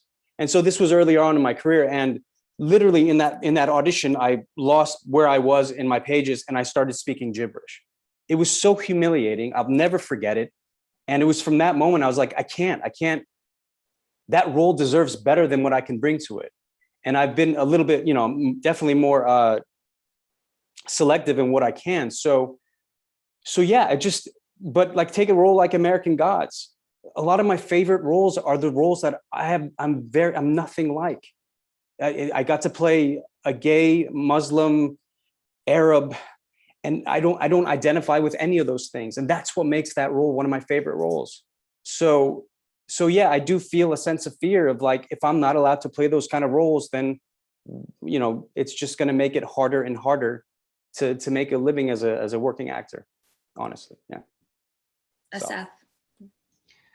What Omid just said there was just beautifully stated, and I find myself in agreement with a lot of what he's saying. You know, when I hear authentic casting, I feel torn, because just like Omid said, there's the part of me that fears that, well, if they're going to be so authentic, I myself, you know, I'm a first generation American, you know, Jewish of Arab descent, you know, family coming from Yemen, but I'm not this character. I'm not this. So they're not going to want me, or they're regardless how good my performance is, there's going to be someone who says, well, he's got a Jewish last name, or so he can't play Arab, or he's got, he looks Arab, what we think an Arab looks like, which is a whole separate matter, of course, because it's a huge region and people can be very, very dark to very, very pale and everything in the middle. And say, well, how could he play Jewish? Because he's got brown skin. The Jews are all Caucasian, Ashkenazi, right? Wrong. But regardless, it creates that set of anxiety within me. And that is countered by my desire to see more representation of people who are not getting opportunities, just like Maha said, like Yasmin said. So I feel that, and, you know, and as actors, you know, we want to portray characters many, many times that are, like Omid said, nothing like us. And when I think about my characters that have been some of my most favorite characters In fact, I would say almost always my favorite characters are nothing like me, if not, never mind national background, but at least character-wise, essence-wise. And I get worried that the more we try to be precise and accurate for the most noble reasons, the more there's a potential backside where we are going to potentially miss out on some wonderful opportunities when an actress or an actor is in the ballpark. For me, look, if there's no reason why Yasmin or couldn't play a Jewish woman, absolutely, why not? You could play Lebanese or Syrian or even East Indian. As far as I'm concerned, if you're in the ballpark and you have the skills and the talent, if you need to speak fluently in a certain language, and that's a skill set. If you have the feel and you capture the performance and you are believable and you are in the ballpark, then to me, I'm comfortable with that. You know, I don't want to see, I remember talking to a friend of mine who's Puerto Rican who got really, really close to a major role but then was cut off at a certain point. And the reason they told him was that, oh, they want to go Dominican and you're Puerto Rican. So that's not accurate. And, you know, and you see equivalents in all the different categories. You know, well, you're Nigerian, how could you possibly play Kenyan? Or you're Vietnamese and they're looking to go, you're North Korean and they're looking to go South Korean or vice versa. At some point, everybody has a different comfort level of how accurate you want to be. But for me, as long as you're in the ballpark, I'm okay with that. I think what everybody's saying is wonderful, and I love hearing everyone's perspective. I think the solution to this is that we are communities that are starved for representation in general, and we're starved for parts. Exactly. So if there's only 0.3% of us on screen and we're only going for one part, and it's just the one part written for a Mina character, then we all feel like, okay, well, we got to get to it and we need authentic representation. And what actually has to happen is, and why we created the category, is so that we are seen for every role. We are seen for that there is that blind casting when you're playing the best friend, you're playing the CEO, you're playing the football star, you're playing whatever, that we are just in everyday roles, that we don't have to just play in the Mina space. We can play just all these other parts so that it isn't contingent upon our ethnicity. Our diverse background is secondary to what it is that we are doing. And that's how we create equity for ourselves. And that's how writers and other people create equity for us in the business, is that, hey, Azita's going to play, Samira in this part, but it has nothing to do with her ethnic background. In fact, we don't even go into that until episode 5, because she's this girl that's looking for love. And this is how we end up getting ourselves out of this fight for authentic casting and this fight for we need that job, or this has to be perfect, because we are communities that have been starved for representation. And so our audience members and our communities and our fans and the people that are watching just want to see themselves reflected, because they're like, well, what about me?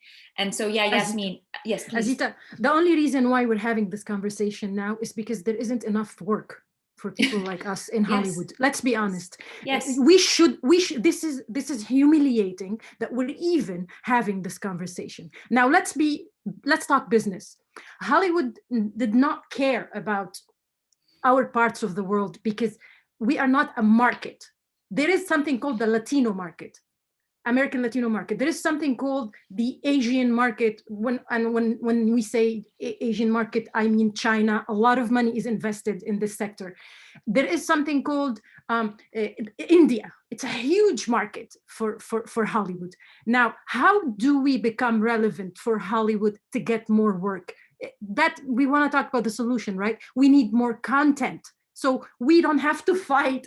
There is so much stories to tell. Although we are not important in numbers for Hollywood, we are very important and relevant for Hollywood in terms of content, because most of the complexities in the political American life today come from our parts of the world. The war on Iraq, the 9/11 connection to what terrorism and Islam means, Palestine, Israel, Lebanon. America's relation with our part of the world has been mainly political, and it's been mainly built on conflicts. How do we flip that? How do you flip that game, that negative narrative, into something positive? And how can we create a space for our stories so that we all have jobs, so that an Iranian actor doesn't have to freak out about playing an Arab character because he doesn't speak Arabic. It's unfair to put each other in this position. It's disrespectful. There's so much art, so much stories that each one of us have to offer to America to change this negative connotation to what the word Middle East is, to what Islam Yes. is. So the solution going forward is content, content, content. We need to invest in content. And that's beautiful. I love every point you made. And I want to say that something that we talk about, that we try to educate people and say, is that it's not that we're underrepresented in Hollywood. We are overrepresented on screen, right? They're always playing in the Middle East, except it's always a white savior narrative. There are no heroes or nuanced MENA characters in stories that use our geographical backdrops. And that's something that's a major problem. And then when people are writing those stories, it's a perfect opportunity to add and layer in a nuanced character who is Arab, Egyptian, Afghan, Palestinian, whatever it is in that space. And that's kind of how we start to create a little bit of equity, because they are playing, it's 100% right. They are overplaying in our space. We only have 10 minutes left. So I wanted to, because this is Stop Hate Week, which kind of what Yasmin said kind of leads us into this. I want to talk about the fact that, you know, per one of the research that we did, 78% of the time MENA performers are on screen, they are portrayed as violent. Okay, so that was our 2018 report that we put out. So 78% of the time that people from our part of the world are seen on screen, we are portrayed as violent. Now, these dangerous tropes have had major social and political implications. I want to ask our panelists, what do you think the role of Hollywood is in the uptick of violence against our communities? And what are some solutions for the writers and executives who are going to watch this?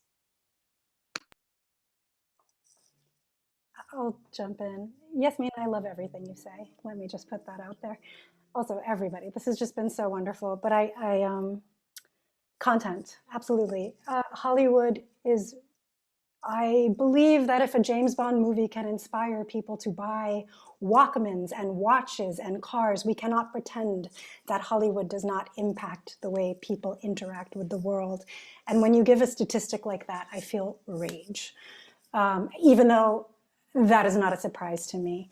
I think the amount of mental space the Middle East, Muslims, Arabs, Iranians take up, we take up so much real estate in the American imagination, and it is such a flawed real estate.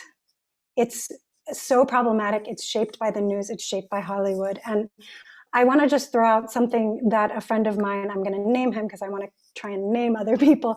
My friend Zahir Ali, who is a fellow at a place called the Pillars Fund, and he's an oral historian, shared with me his hope for Muslim storytellers in Hollywood, and I think it fits here as well, that stories become, we were fighting about this word authentic for many of the reasons you said, not fighting, but like we were fighting with the word itself. And he said that he had been using the word intimate, and that he wished to see more intimate stories from our communities. And that to me is everything, because Azita, what you say about how we are so often abroad, like at home, and we're often in the background, we're often the long shot. We're often the crowd of yelling, angry Arabs in the background. We're often the crying women, give me a frickin' close-up. Be intimate. Let me say an intimate story. Let me tell you an intimate story about growing up in Jersey. Let me tell you an intimate story that doesn't rely on me being one of the 5 geopolitical tropes you have in your head, now manifested into some sort of, CIA fantasy. Exactly. Stop putting guns in our hands. Yeah, let me tell some intimate stories. Yep, exactly. I want to, because we've got 6 minutes left, so I want to go to everybody quickly. You guys, maybe 2 minutes each. Omid, you want to jump? No, it's perfect. Yeah. Okay. Yes, I definitely think we, Hollywood and the stories we tell in Hollywood, definitely have an impact. I think when, whatever the year was, when there was that Muslim ban that came out, it kind of really took me back. And it's whether, it's but it's, I think middle America sees these NCISs and shows like that where, a lot of time we're portraying terrorists. And that, I want to say, like, not all terrorists I've played, I consider bad. Like some of my favorite roles, like Sleeper Cell, when there's a story to be told, or a movie like Paradise Now, when there's a story of why people believe what they believe and have, act the way they act, those are interesting to me. But I think because we have 2 minutes, the answer to something like this is to sprinkle more MENA actors throughout society. I think, like you said, Azita, and where we're not playing these characters that, are telling these stories informed by 9/11. We're just part of society. And you have to go on IMDb to look up this actor who's playing so-and-so role, lawyer, cop, whatever. Oh, this guy's Iranian. I had no idea from watching the show. I just know he's brown. So I think we have to desensitize people, because I'm sure at one point in time, a Black man with a white woman on screen would have stopped society in its tracks.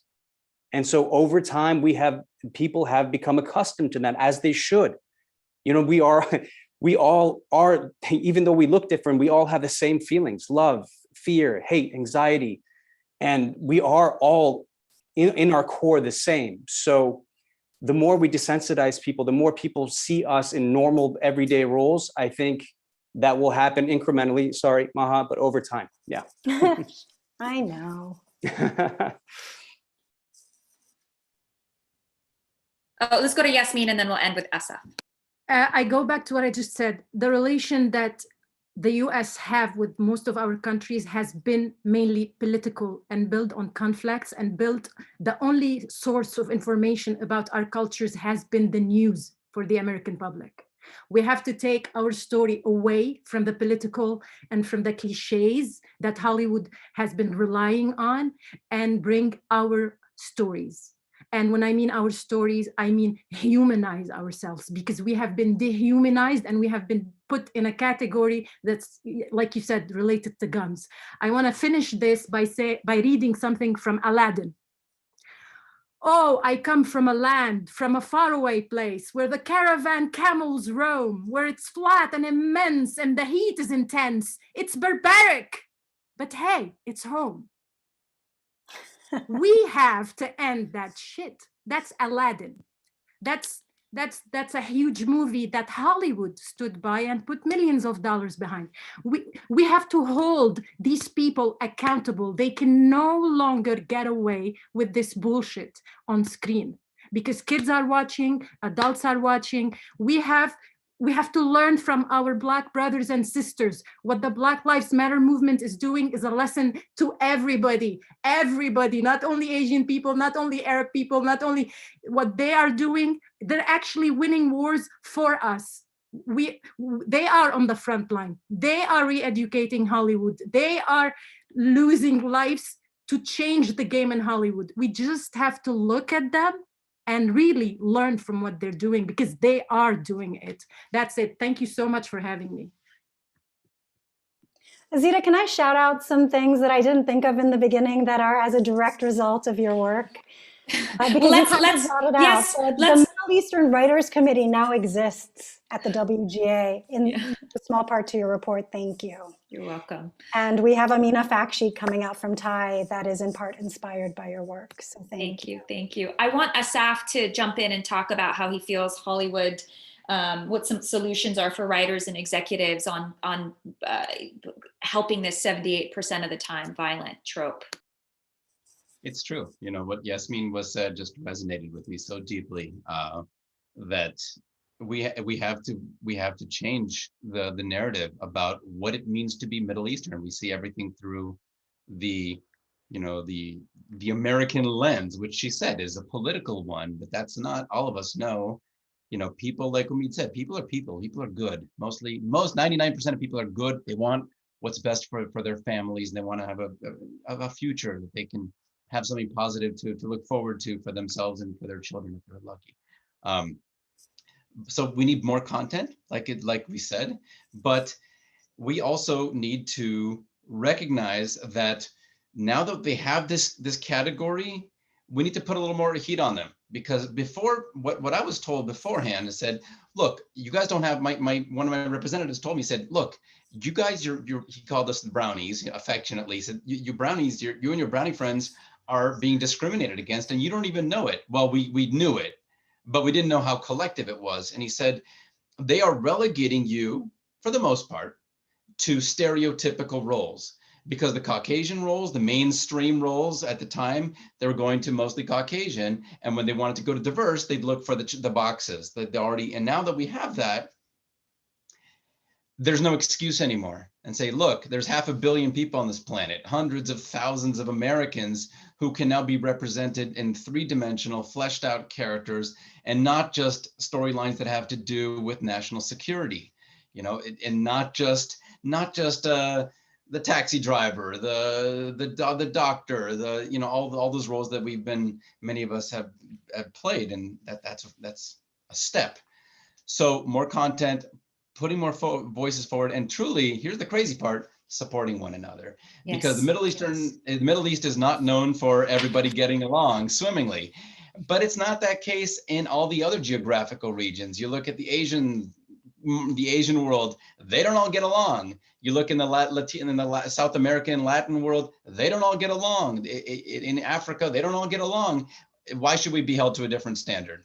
So I think what you said before is open the gate. If you're lucky to get through, try to bring in more people with you. I love that, because it's collectivism. Collectivism is what wins at the end of the day. It's the heart of, that's what unionism is all about. We all work together. I think that's so beautiful to kind of end with. And I just want to really quickly say that everything everybody said was so brilliant. I mean, everyone's point is right on point. I do think it's important just to say thank you to the other communities that are involved in these conversations that are uplifting this work, the Black communities, the Latinx communities, the Asian community, our trans community, our performers with disabilities, our Indigenous and Native performers as well, who are collectively inspiring the work that we've been doing at MENA Arts Advocacy Coalition to plow this lane. It would not be without you guys, and we are here alongside of you. And to the gatekeepers and those that hold privilege in this business, it is important that you listen to these stories and you hear that the things that you write have major social and political implications for real human beings, many of them on this screen, and you do need to do better. No more stories about us without us. Please continue to listen to these conversations and learn and grow from them. So with that, thank you so much everyone for tuning into this important MENA panel. I want to send it back to Rebecca Damon. Thank you so much, SAG-AFTRA, for hosting this beautiful week. Oh, it was our honor to host this week. And Azita, that's fantastic. Having you and Asaf here together. I remember the day that Asaf proposed in the W&W, and Ezra and I were in New York that day. And it's such a beautiful journey because it's a step. Now, I loved also hearing that I feel like we're at a time of great acceleration. And so I think one of the things that I took away from this panel is this is our moment to all of us collectively to put our foot on the gas pedal. And that was one of the things that no more, slowly does not work anymore. And it didn't work before, but now is an accelerator moment. And I think that this conversation is a big part of that acceleration and the work that you guys are doing. So hats off to everybody on the panel. And Ezra, thank you for that fantastic introduction there. This was a really important conversation. And so I hope people will continue to push this out through their social networks to make sure that people who missed it will have an opportunity to see it. For those of you, for us in the East, it's already after 6 o'clock, but West Coast, only 3 in the afternoon. You can go back and catch programming from earlier in the day. You can join us tomorrow. You can still have your friends register. We're going to be back here at 9:15 Pacific, 12:15 Eastern for more of the Stop the Hate Week programs. Let's use this moment of acceleration. And if you need to visit SAG-AFTRA/Stop the Hate, you can register there for more information. Be involved. Be engaged. Thank you guys. What a great conversation. Yes. Great conversation.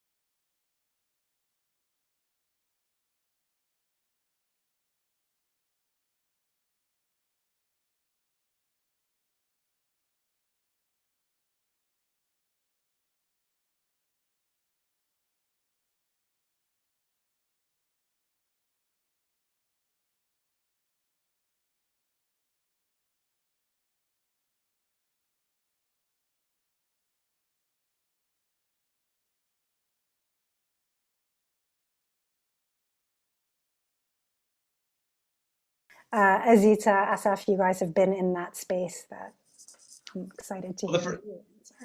The first thing that I mean, the biggest thing was actually pushing TV theatrical to recognize this category. That was a huge win, and it really shifted everyone's thinking to saying, oh my God, there's this underrepresented